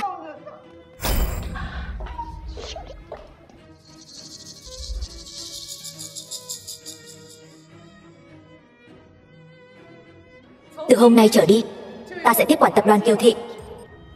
Ngươi, một kẻ rác rưởi, bị đuổi ra khỏi nhà, lấy gì ra mà quản lý Kiều Thị? Phải đấy, Kiều Thị mấy năm nay đều là do Kiều Đồng quản lý. Cho dù có chọn người thừa kế, cũng nên là Thi Thi tiểu thư tiếp quản. Cô lấy tư cách gì? Vốn liếng để Kiều Thị phất lên là dựa vào của hồi môn của mẹ tôi. Kiều Thị bây giờ có thể phát triển lớn mạnh như vậy cũng là nhờ mẹ tôi năm xưa đặt nền móng. Mọi người nói xem tôi có tư cách không? Cô đương nhiên không có tư cách. Kiều Nhiên, một là cô không có học thức, đại học bỏ ngang. Hai là không có phẩm hạnh, quyến rũ em rể. Ba là không có nhân tính, vu oan giá họa cho cha. Cô dựa vào cái gì mà thừa kế Kiều Thị? Mọi người, những tài liệu trong tay tôi chính là những việc làm của Kiều Nhiên trong những năm qua. Mọi người hãy xem kỹ nhé. Mọi người thật sự muốn để một người như vậy thừa kế Kiều Thị sao? Có phải chê Kiều Thị mấy năm nay phát triển quá tốt rồi không? Đúng vậy. Kiều Thị chúng ta là tập đoàn dược phẩm. Nếu chọn người thừa kế, đương nhiên chọn Thi Thi tiểu thư có bằng tiến sĩ y khoa, thích hợp hơn. Hơn nữa Thi Thi tiểu thư sắp sửa gả vào Lâm gia. Đối với Kiều Thị chúng ta, trong tương lai cũng sẽ có ích hơn. Tôi ủng hộ Thi Thi tiểu thư tiếp quản Kiều Thị. Tôi cũng ủng hộ. Các người, thấy chưa? Để tôi tiếp quản Kiều Thị mới đúng với sự tín nhiệm của mọi người. Biết điều thì cút nhanh đi. Mọi người đang chơi trò con nít sao? Từ bao giờ chúng ta lại dựa vào đầu võ mồm để quyết định người thừa kế Kiều Thị?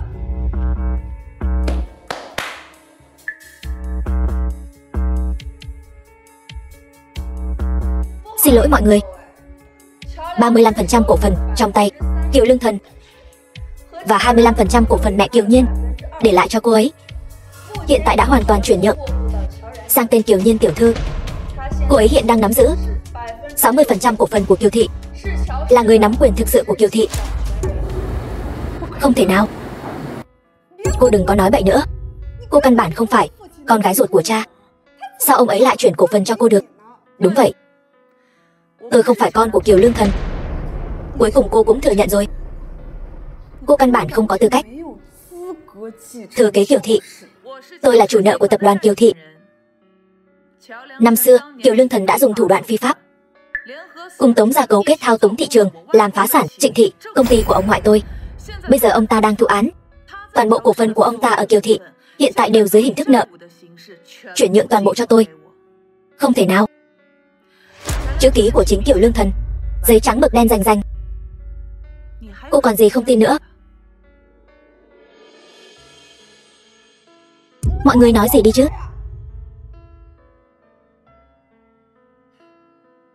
Được. Tất cả các người cứ chờ đấy. Chờ tôi gả vào Lâm thị. Tôi sẽ không tha cho bất kỳ ai trong các người. Mọi người còn ý kiến gì không? Tuân theo chỉ thị của Kiều Tổng.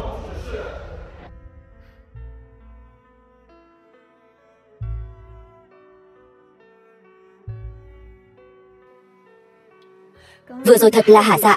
Nhiên Nhiên, cô không thấy cái vẻ mặt của Kiều Thi Thi lúc đó đâu, làm tôi mắc cười quá đi mất. Mẹ, những gì mẹ đã mất, con sẽ giúp mẹ lấy lại từng chút một. Nhiên Nhiên, bây giờ công ty đã trở về với cô rồi. Bước tiếp theo, cô định đi tìm cha ruột của mình sao? Nếu lúc trước là ông ta lựa chọn bỏ rơi hai mẹ con chúng tôi, thì bây giờ tôi cũng không cần thiết phải nhận ông ta. Việc cấp bách nhất hiện nay là phải tìm thấy di vật của mẹ tôi. Chỉ cần tìm được thì tất cả mọi chuyện sẽ kết thúc. Cô đã có manh mối nào chưa?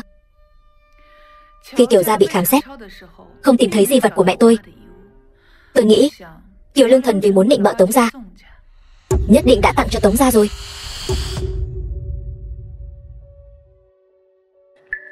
Lâm Việt, anh làm gì vậy? Buông tôi ra. Lâm Việt, anh bị điên sao? Không lo Kiều Thi Thi, sao anh lại đến tìm Nhiên Nhiên gây chuyện nữa? Đường Đường, Đường Thanh, anh làm gì vậy? Anh lại muốn giúp cái tên Lâm Việt đó. Đi thôi.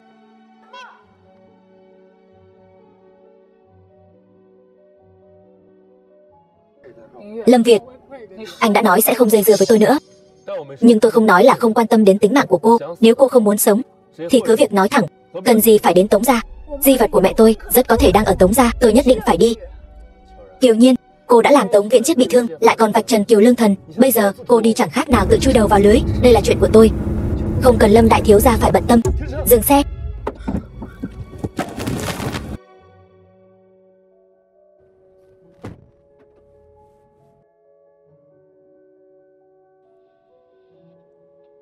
Cậu nói gì?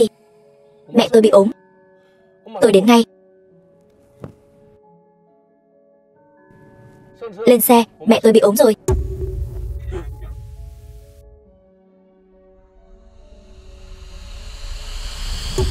Dì Lan, dì sao vậy? Cô còn biết đến đây nữa sao? Uổng công dì Lan ngày thường đã chăm sóc cô chu đáo như vậy. Tôi không sao, bệnh cũ thôi. Vừa rồi Kiều tiểu thư có kê cho tôi ít thuốc. Kê thuốc?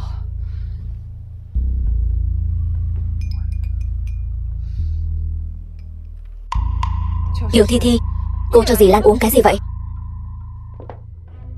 Tôi nói cô cũng không biết đâu. Đừng quên, tôi là tiến sĩ y khoa. Nhiên Nhiên, sao vậy? Vừa rồi tôi chỉ hơi hồi hộp thôi. Cô ấy kê cho tôi một ít thuốc an thần. Chắc không sao đâu nhỉ? Dì Lan, tôi không biết dự tính đã phát huy đến mức nào rồi, nhưng dì nhất định phải đi bệnh viện với tôi ngay để làm một cuộc kiểm tra kỹ lưỡng. Tôi nói kiểu như này, cô đừng gây rối nữa được không? Bác gái vừa mới đỡ hơn chút, người có thể để bà ấy nghỉ ngơi cho tốt không? Người không thể vì muốn chứng minh mình giỏi hơn ta mà bất chấp sức khỏe của bác gái như vậy chứ. Câm miệng. Dì ơi, dì cố gắng thêm chút nữa, con sẽ đưa dì đến bệnh viện ngay. Đừng làm loạn nữa, mau để bác gái nghỉ ngơi đi. Người xem sắc mặt bác gái đã kém lắm rồi. Lâm Việt, tin ta đi, mau phái xe đưa dì Lan đến bệnh viện, trễ hơn nữa sẽ không kịp đâu. Việt ca ca, huynh tin muội đi, muội có thể hại bác gái sao? Mẹ, dì Lan.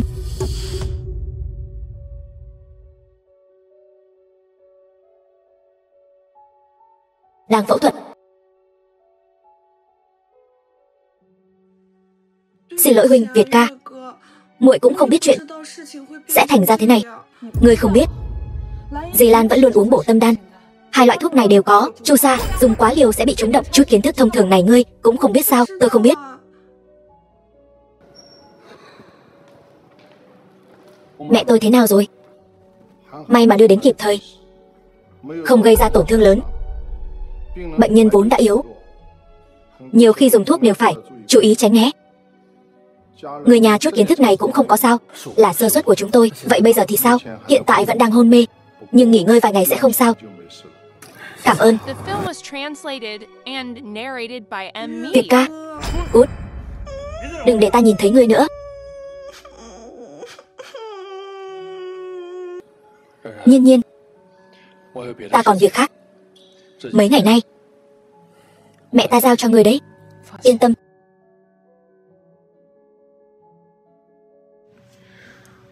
Thiếu gia, chuyện Kiều Thi Thi làm ngài cũng đã thấy rồi.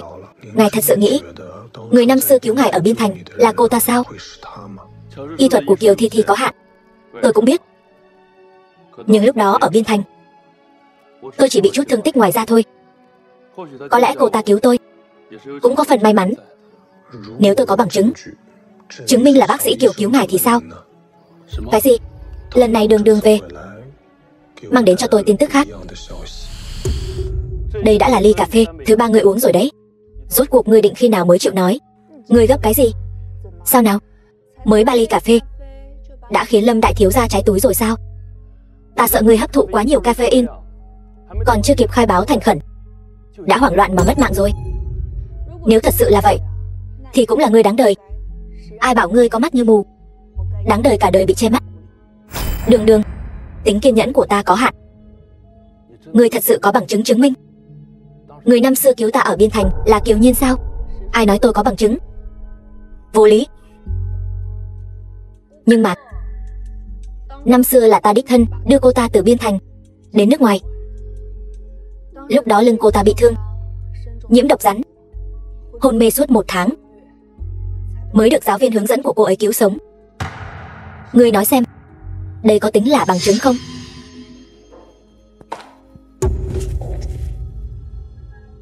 Mau điều tra cho ta. Trên lưng Kiều Thi Thi nếu có vết thương thì sẽ còn lưu lại từ dạo đó. Bệnh viện chắc chắn sẽ có hồ sơ khám bệnh của cô ta. Vâng. Kiều Thi Thi, ngươi tốt nhất nên cầu nguyện tất cả những điều này đều là sự thật. Nếu không, hậu quả khi lừa gạt ta ngươi không gánh nổi đâu.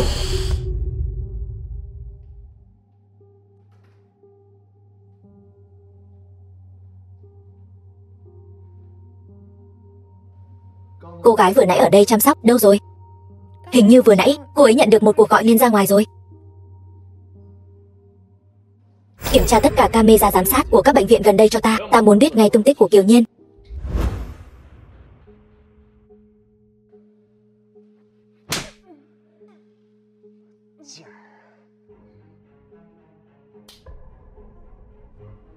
Thôi được rồi, Tống thiếu, giờ xả giận cũng vô ích. Chi bằng nhanh chóng xử lý còn tiện nhân này, kẻo đêm dài lắm mộng. Còn tiện nhân này khiến tôi không thể sống một cách bình thường. Mối hận này cho ngươi, ngươi có thể nhịn được sao?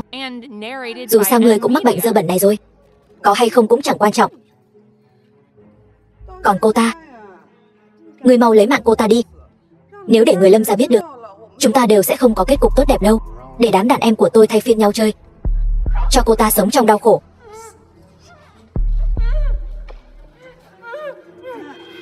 Vậy tôi đi trước nhé, các người cứ tiếp tục.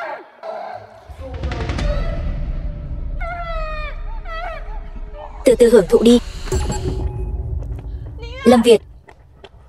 Nhiên Nhiên 1 tiếng trước đã gửi tin nhắn cho tôi, nói là người Tống gia muốn gặp cô ấy, nhưng giờ tôi không liên lạc được với cô ấy. Chắc chắn cô ấy đã xảy ra chuyện rồi. Đường Đường, bình tĩnh nào. Chúng ta đã điều tra ra rồi, là do Tống gia ra tay. Bác sĩ Kiều bị bắt cóc đến một nhà kho ở ngoại ô. Đưa tôi đi cùng. Đường Thanh, trông chừng em gái cậu, đừng để cô ấy gây rối.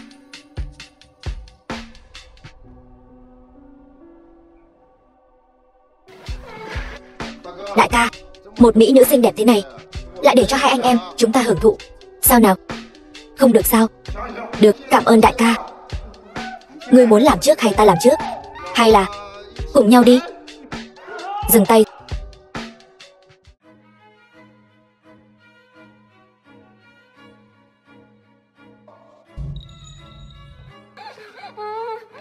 giờ mới biết sợ sao? Ta đã nói trước rồi, không cho ngươi đến Tống gia. Ngươi cứ khăng khăng đòi đến, nếu đến muộn một bước, ngươi có biết sẽ xảy ra chuyện gì không? Lâm Việt, cẩn thận.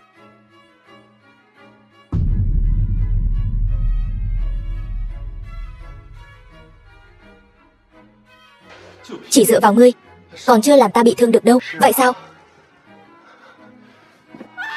Cẩn thận.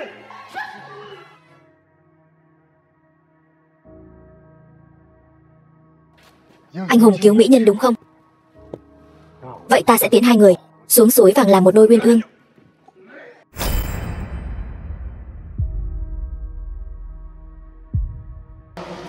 Lâm Việt ơi!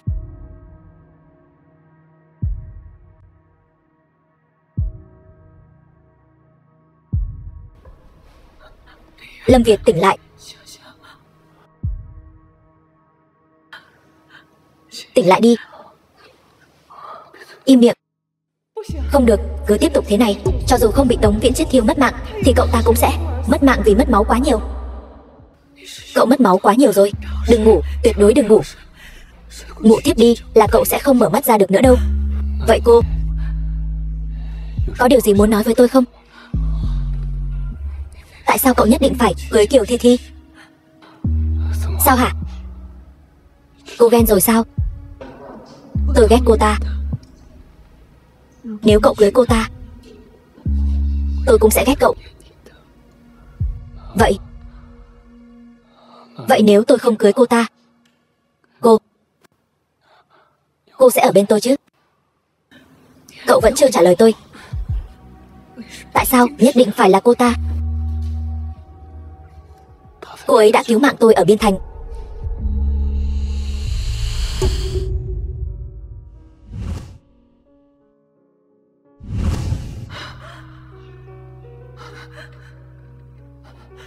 Là Kiều Thi Thi nói với cậu, người cứu cậu là cô ấy sao?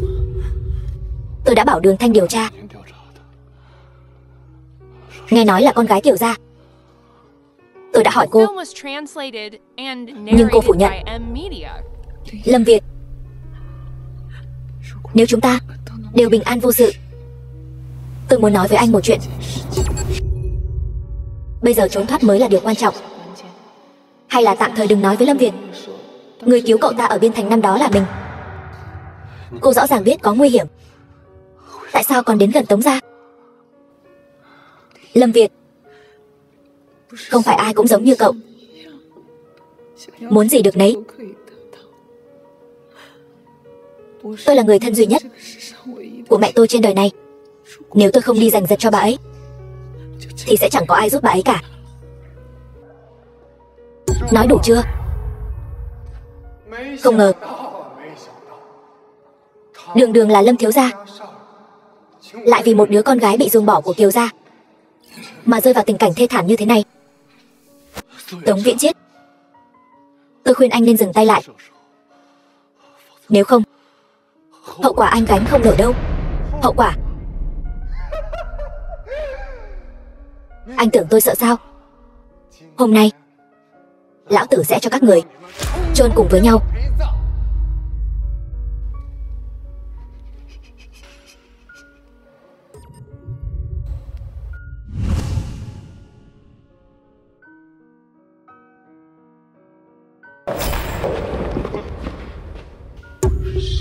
Thịnh Cửu gia, bắt hắn lại cho tôi.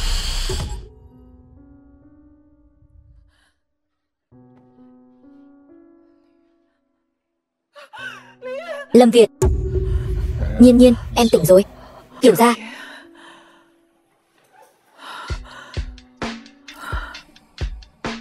là ngài đã cứu tôi.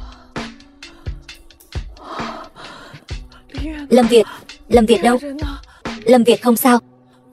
Cậu ấy chỉ tạm thời hôn mê, bây giờ đã an toàn rồi. Không được. Nhiên, lúc em ở trong kho, tôi thật sự sợ em không tỉnh lại được. Cho tôi một cơ hội, được không? Thịnh Cửu gia, chuyện tình cảm không thể cưỡng cầu. Tôi biết người cô thích là Lâm Việt, nhưng Lâm Việt cuối cùng vẫn phải cưới Thi Thi. Chúng ta cùng ra nước ngoài, rời xa tất cả, cho nhau một khoảng thời gian, được không? Chuyện này tôi đồng ý. Dì Lan. Nhiên Nhiên, những lời Mục Đình vừa nói tôi đều nghe thấy cả. Cậu ấy nói rất đúng, tôi ủng hộ cô. Khoảng thời gian dây dưa với Lâm Việt, cô luôn ở trong tình trạng nguy hiểm, lần này còn suýt mất mạng. Thằng nhãi Lâm Việt đó, nó không xứng với cô.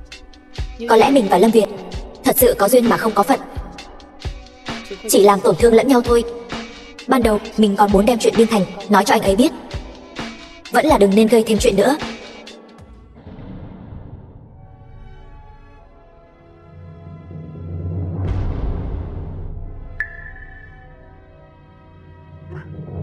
Việt ca ca, huynh tỉnh rồi. Kiều Nhiên đâu?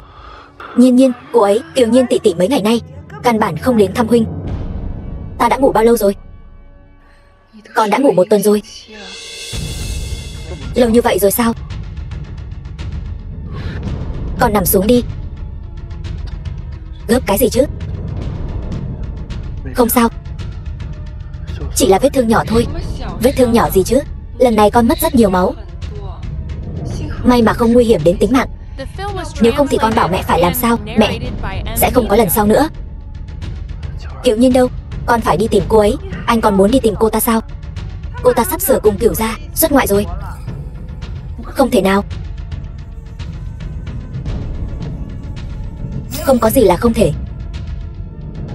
Mọi người ra ngoài trước đi.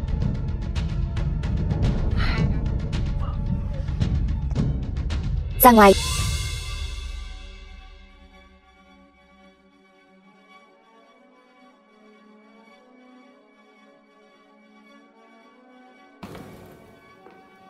Cô đừng tưởng Việt ca cứu cô là thích cô.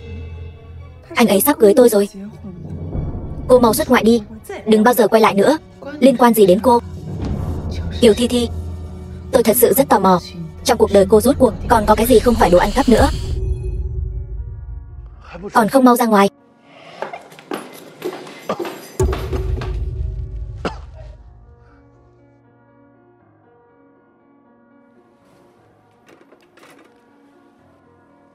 Vất vả lắm mới giữ được mạng, cũng không biết giữ gìn thân thể.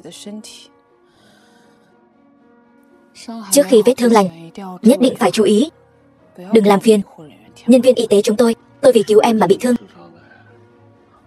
Em không những không đến thăm tôi, còn ghét bỏ tôi như vậy. Sao hả? Không còn gì để nói nữa sao? Lâm Việt, tôi đến để từ biệt anh. Kiều Nhiên, ý cô là gì? Chính là nghĩa đen của nó. Tôi vốn dĩ bị Kiều Lương Thần ép nên mới về nước. Bây giờ hắn ta đã bị bắt, tôi cũng nên quay về rồi. Di vật của mẹ cô không cần nữa sao? Đường Đường sẽ giúp tôi tìm. Tống Viễn Chết làm ra chuyện như vậy, Tống gia chắc chắn sẽ sụp đổ. Đến lúc đó di vật của mẹ tôi nhất định sẽ. Vậy còn tôi, anh, không phải anh sắp đính hôn rồi sao? Liên quan gì đến tôi? Kiều Nhiên, cô là thật ngốc hay giả ngốc vậy? Lâm Việt, người anh cuối cùng phải cưới là người đã cứu anh ở Biên Thành. Nếu anh cho rằng người đó là Kiều Thi Thi, vậy thì xin anh hãy kiên định với suy nghĩ của mình, được không? Chuyện đó ta vẫn còn. Đủ rồi Lâm Việt, mọi chuyện đã kết thúc rồi. Ta đến đây là để nói cho người biết, ta muốn cùng Thịnh Cửu gia xuất ngoại.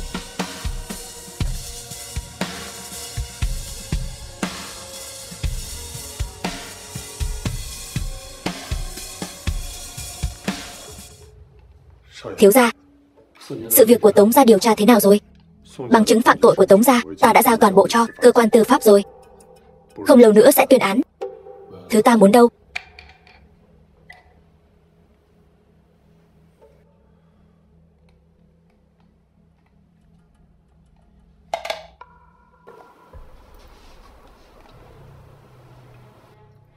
Tống gia và Kiều gia luôn lén lút cấu kết với nhau.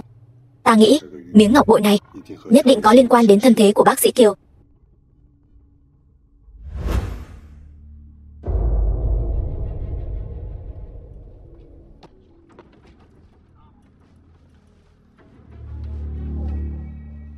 The film was translated Thời gian không còn sớm nữa, and đến sân bay đi. narrated by M Media. Alo, Kiều Nhiên. Nếu ngươi muốn ngọc bội của mẹ ngươi thì đến bệnh viện tìm ta, ta đợi ngươi. Alo. Ngọc bội của mẹ ta bị Lâm Việt lấy đi rồi, ta phải đi tìm hắn. Xin lỗi. Nhiên Nhiên, người rốt cuộc là luyến tiếc ngọc bội hay là Lâm Việt vậy? Lâm Việt, di vật của mẹ ta đâu?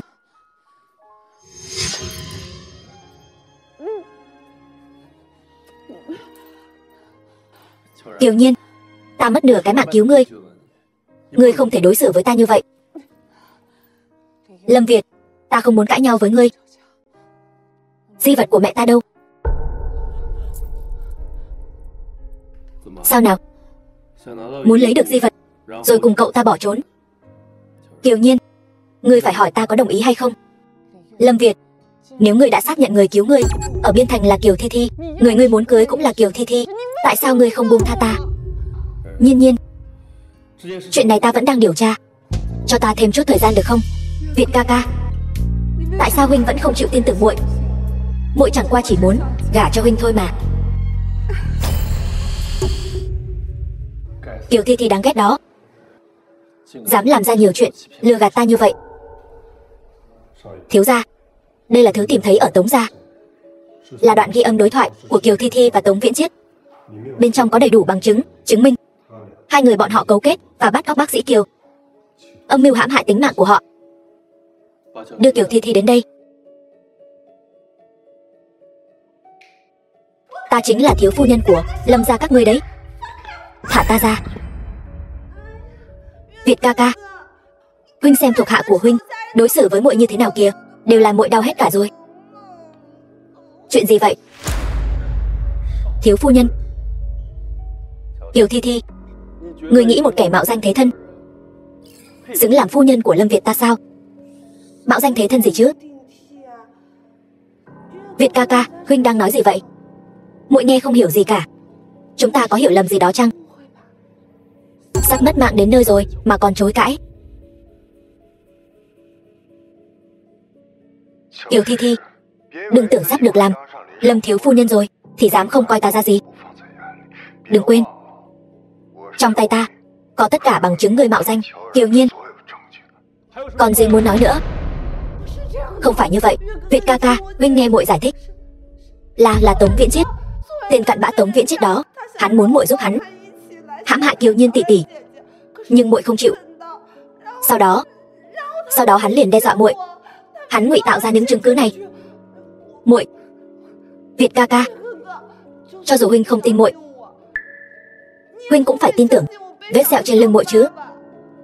Vì cứu ta mà để lại sẹo, đúng không? Vết sẹo vì ta mà có. Tại sao cả kinh thị đều không tìm thấy hồ sơ khám bệnh của muội, ngược lại mấy tháng trước lại có hồ sơ phẫu thuật của muội ở chỗ Lang Băm? Đó là bởi vì vết sẹo sau lưng muội là giả. Người đâu? Giao Kiều Thi Thi cho cảnh sát, để những việc ác cô ta làm phải nhận báo ứng thích đáng. Không phải sự thật. Việt ca ca, không phải là sự thật đâu. Việt ca ca, huynh tin muội đi.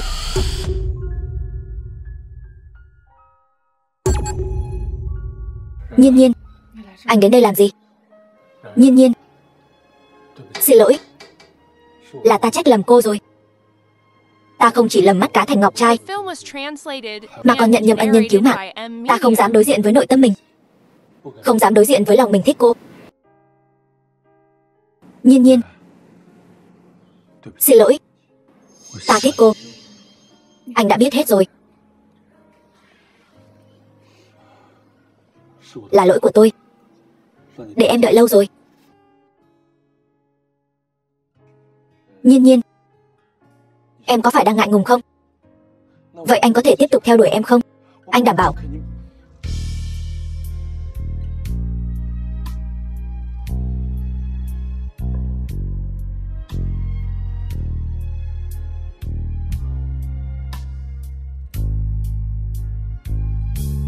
Cuối cùng thì ta vẫn là người thua cuộc.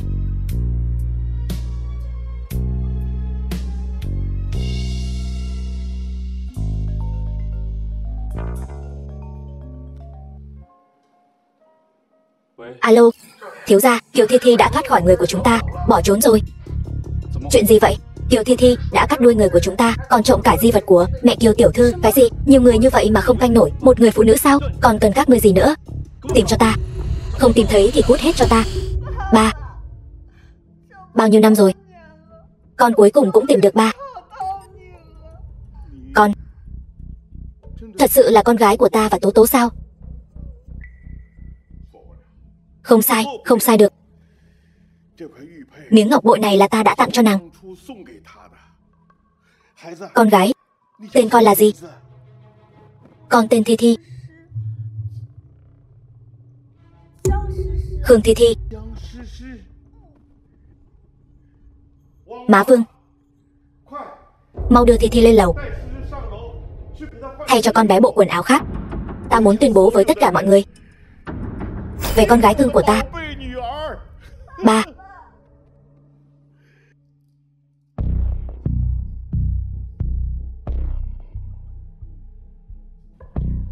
Kiều Nhiên, đến cùng cô vẫn là kẻ thua cuộc.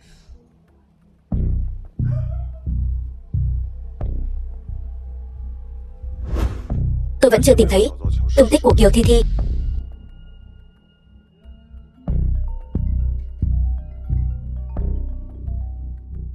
Alo, Kiều Kiều, tôi có tin tức về ngọc bội. Của gì rồi? Miếng ngọc bội này đã từng thấy trên người của người nắm quyền Giang gia. Hơn nữa, hôm nay Giang gia đột nhiên tuyên bố đã tìm được con gái thất lạc. Kiều Kiều, chuyện này chắc chắn có ẩn khúc. Được, ta biết rồi.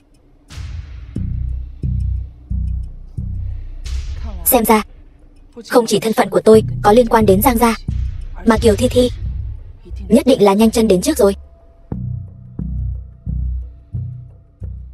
Vậy chúng ta cùng đến Giang gia, tìm hiểu ngọn ngành.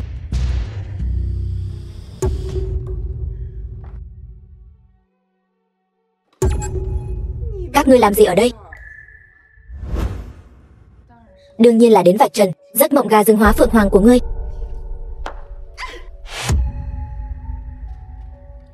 Ngươi buông ta ra. Đây là nhà của ta, còn chưa đến lượt các ngươi đến đây làm càn. Mau cút ra ngoài cho ta. Kiều Thi Thi, trả ngọc bội lại cho ta. Ngươi buông tay ra, trả lại cho ta. Kẻ nào dám gây rối ở Giang gia? Cha, cha, bọn họ bắt nạt con. Bọn họ muốn cướp ngọc bội của con. Sao có thể? Sao cô ta có thể là con gái của ngài được? Ngươi là ai? Dựa vào đâu mà nghi ngờ Thi Thi không phải là con gái ta? Cô ta chính là chị gái con ở Kiều gia. Cô ta từ nhỏ đã bắt nạt con. Lớn lên rồi còn cướp mất vị hôn phu của con. Bây giờ lại đến cướp ngọc bội mẹ để lại. Cha, cha nhất định phải làm chủ cho con. Dạy dỗ bọn họ một trận. Kiều Thi Thi, ngươi đảo lộn trắng đen, thật sự một chút cũng không hổ thẹn sao?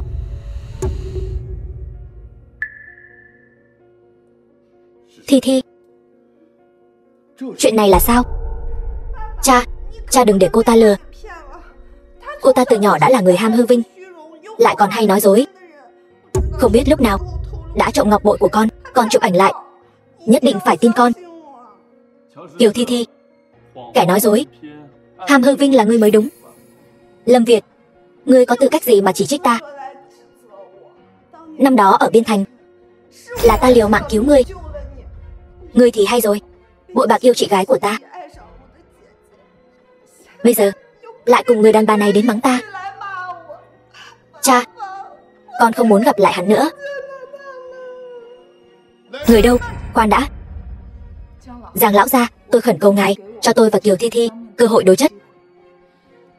Nếu là tôi nói dối, tôi nhất định sẽ không bước chân vào Giang gia nữa. Kiều Nhiên tôi nói được làm được.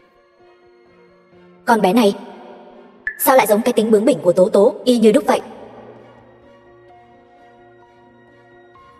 Được, cho cô một cơ hội. Kiều Thi Thi, nếu ngươi nói ngươi là con gái Giang gia, vậy ta muốn hỏi ngươi, mẹ ruột của ngươi Trịnh Tố Tố ở sau eo có gì? Cái eo của Trịnh Tố Tố ấy sao Trên eo lại có một cái nốt ruồi hình trăng khuyết, còn nói là tượng trưng cho may mắn. Cô ta cũng xứng sao?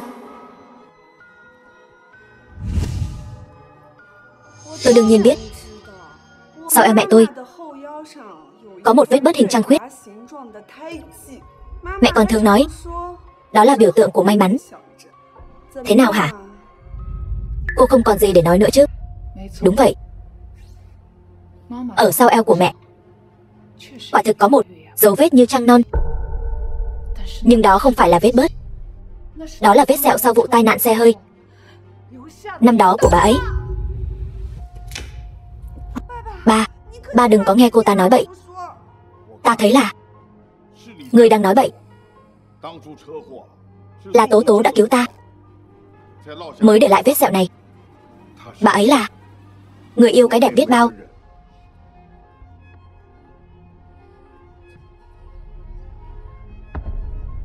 Con gái. Thì ra con là con gái của ta. Con có trách ba không? Có mắt như mù. Nhiên Nhiên, ba xin lỗi con. Hơn 20 năm trước ta đã không có cha. Sau này ta cũng không cần. Xin ông sau này đừng gọi tôi như vậy nữa.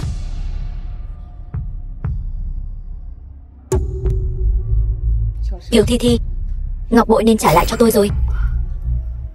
Ba, cô ta mới là giả. Ai là ba của ngươi? Người đâu? Đuổi cô ta ra ngoài. Các người làm gì vậy? Buông tôi ra, cứu với. Kiều Nhiên, ta không tha cho ngươi.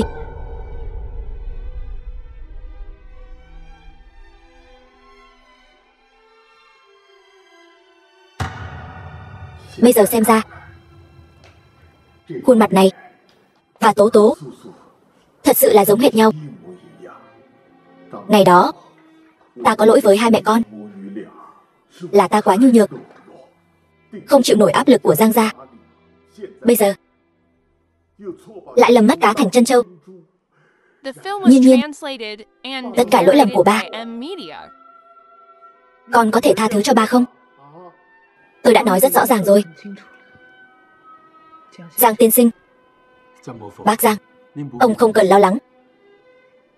Hãy để tôi thay ông chăm sóc Nhiên Nhiên, để bù đắp cho cô ấy tình yêu thương thiếu hụt 20 năm qua. Được, đi thôi.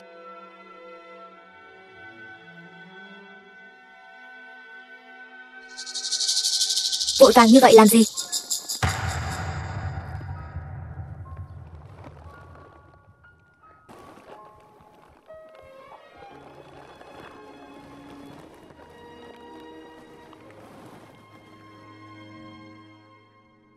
Kiều Kiều, lần đầu gặp em là anh nhìn người không rõ, mới khiến chúng ta bỏ lỡ nhau lâu như vậy.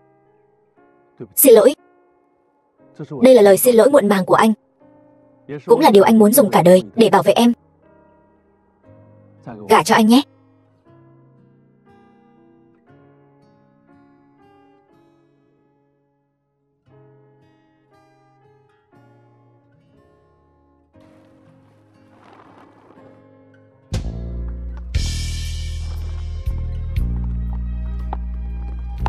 Sao ông ta cũng tới đây?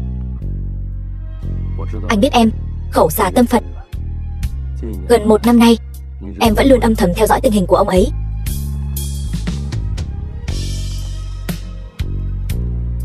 Đợi lát nữa ở lại cùng ăn cơm nhé. Ba,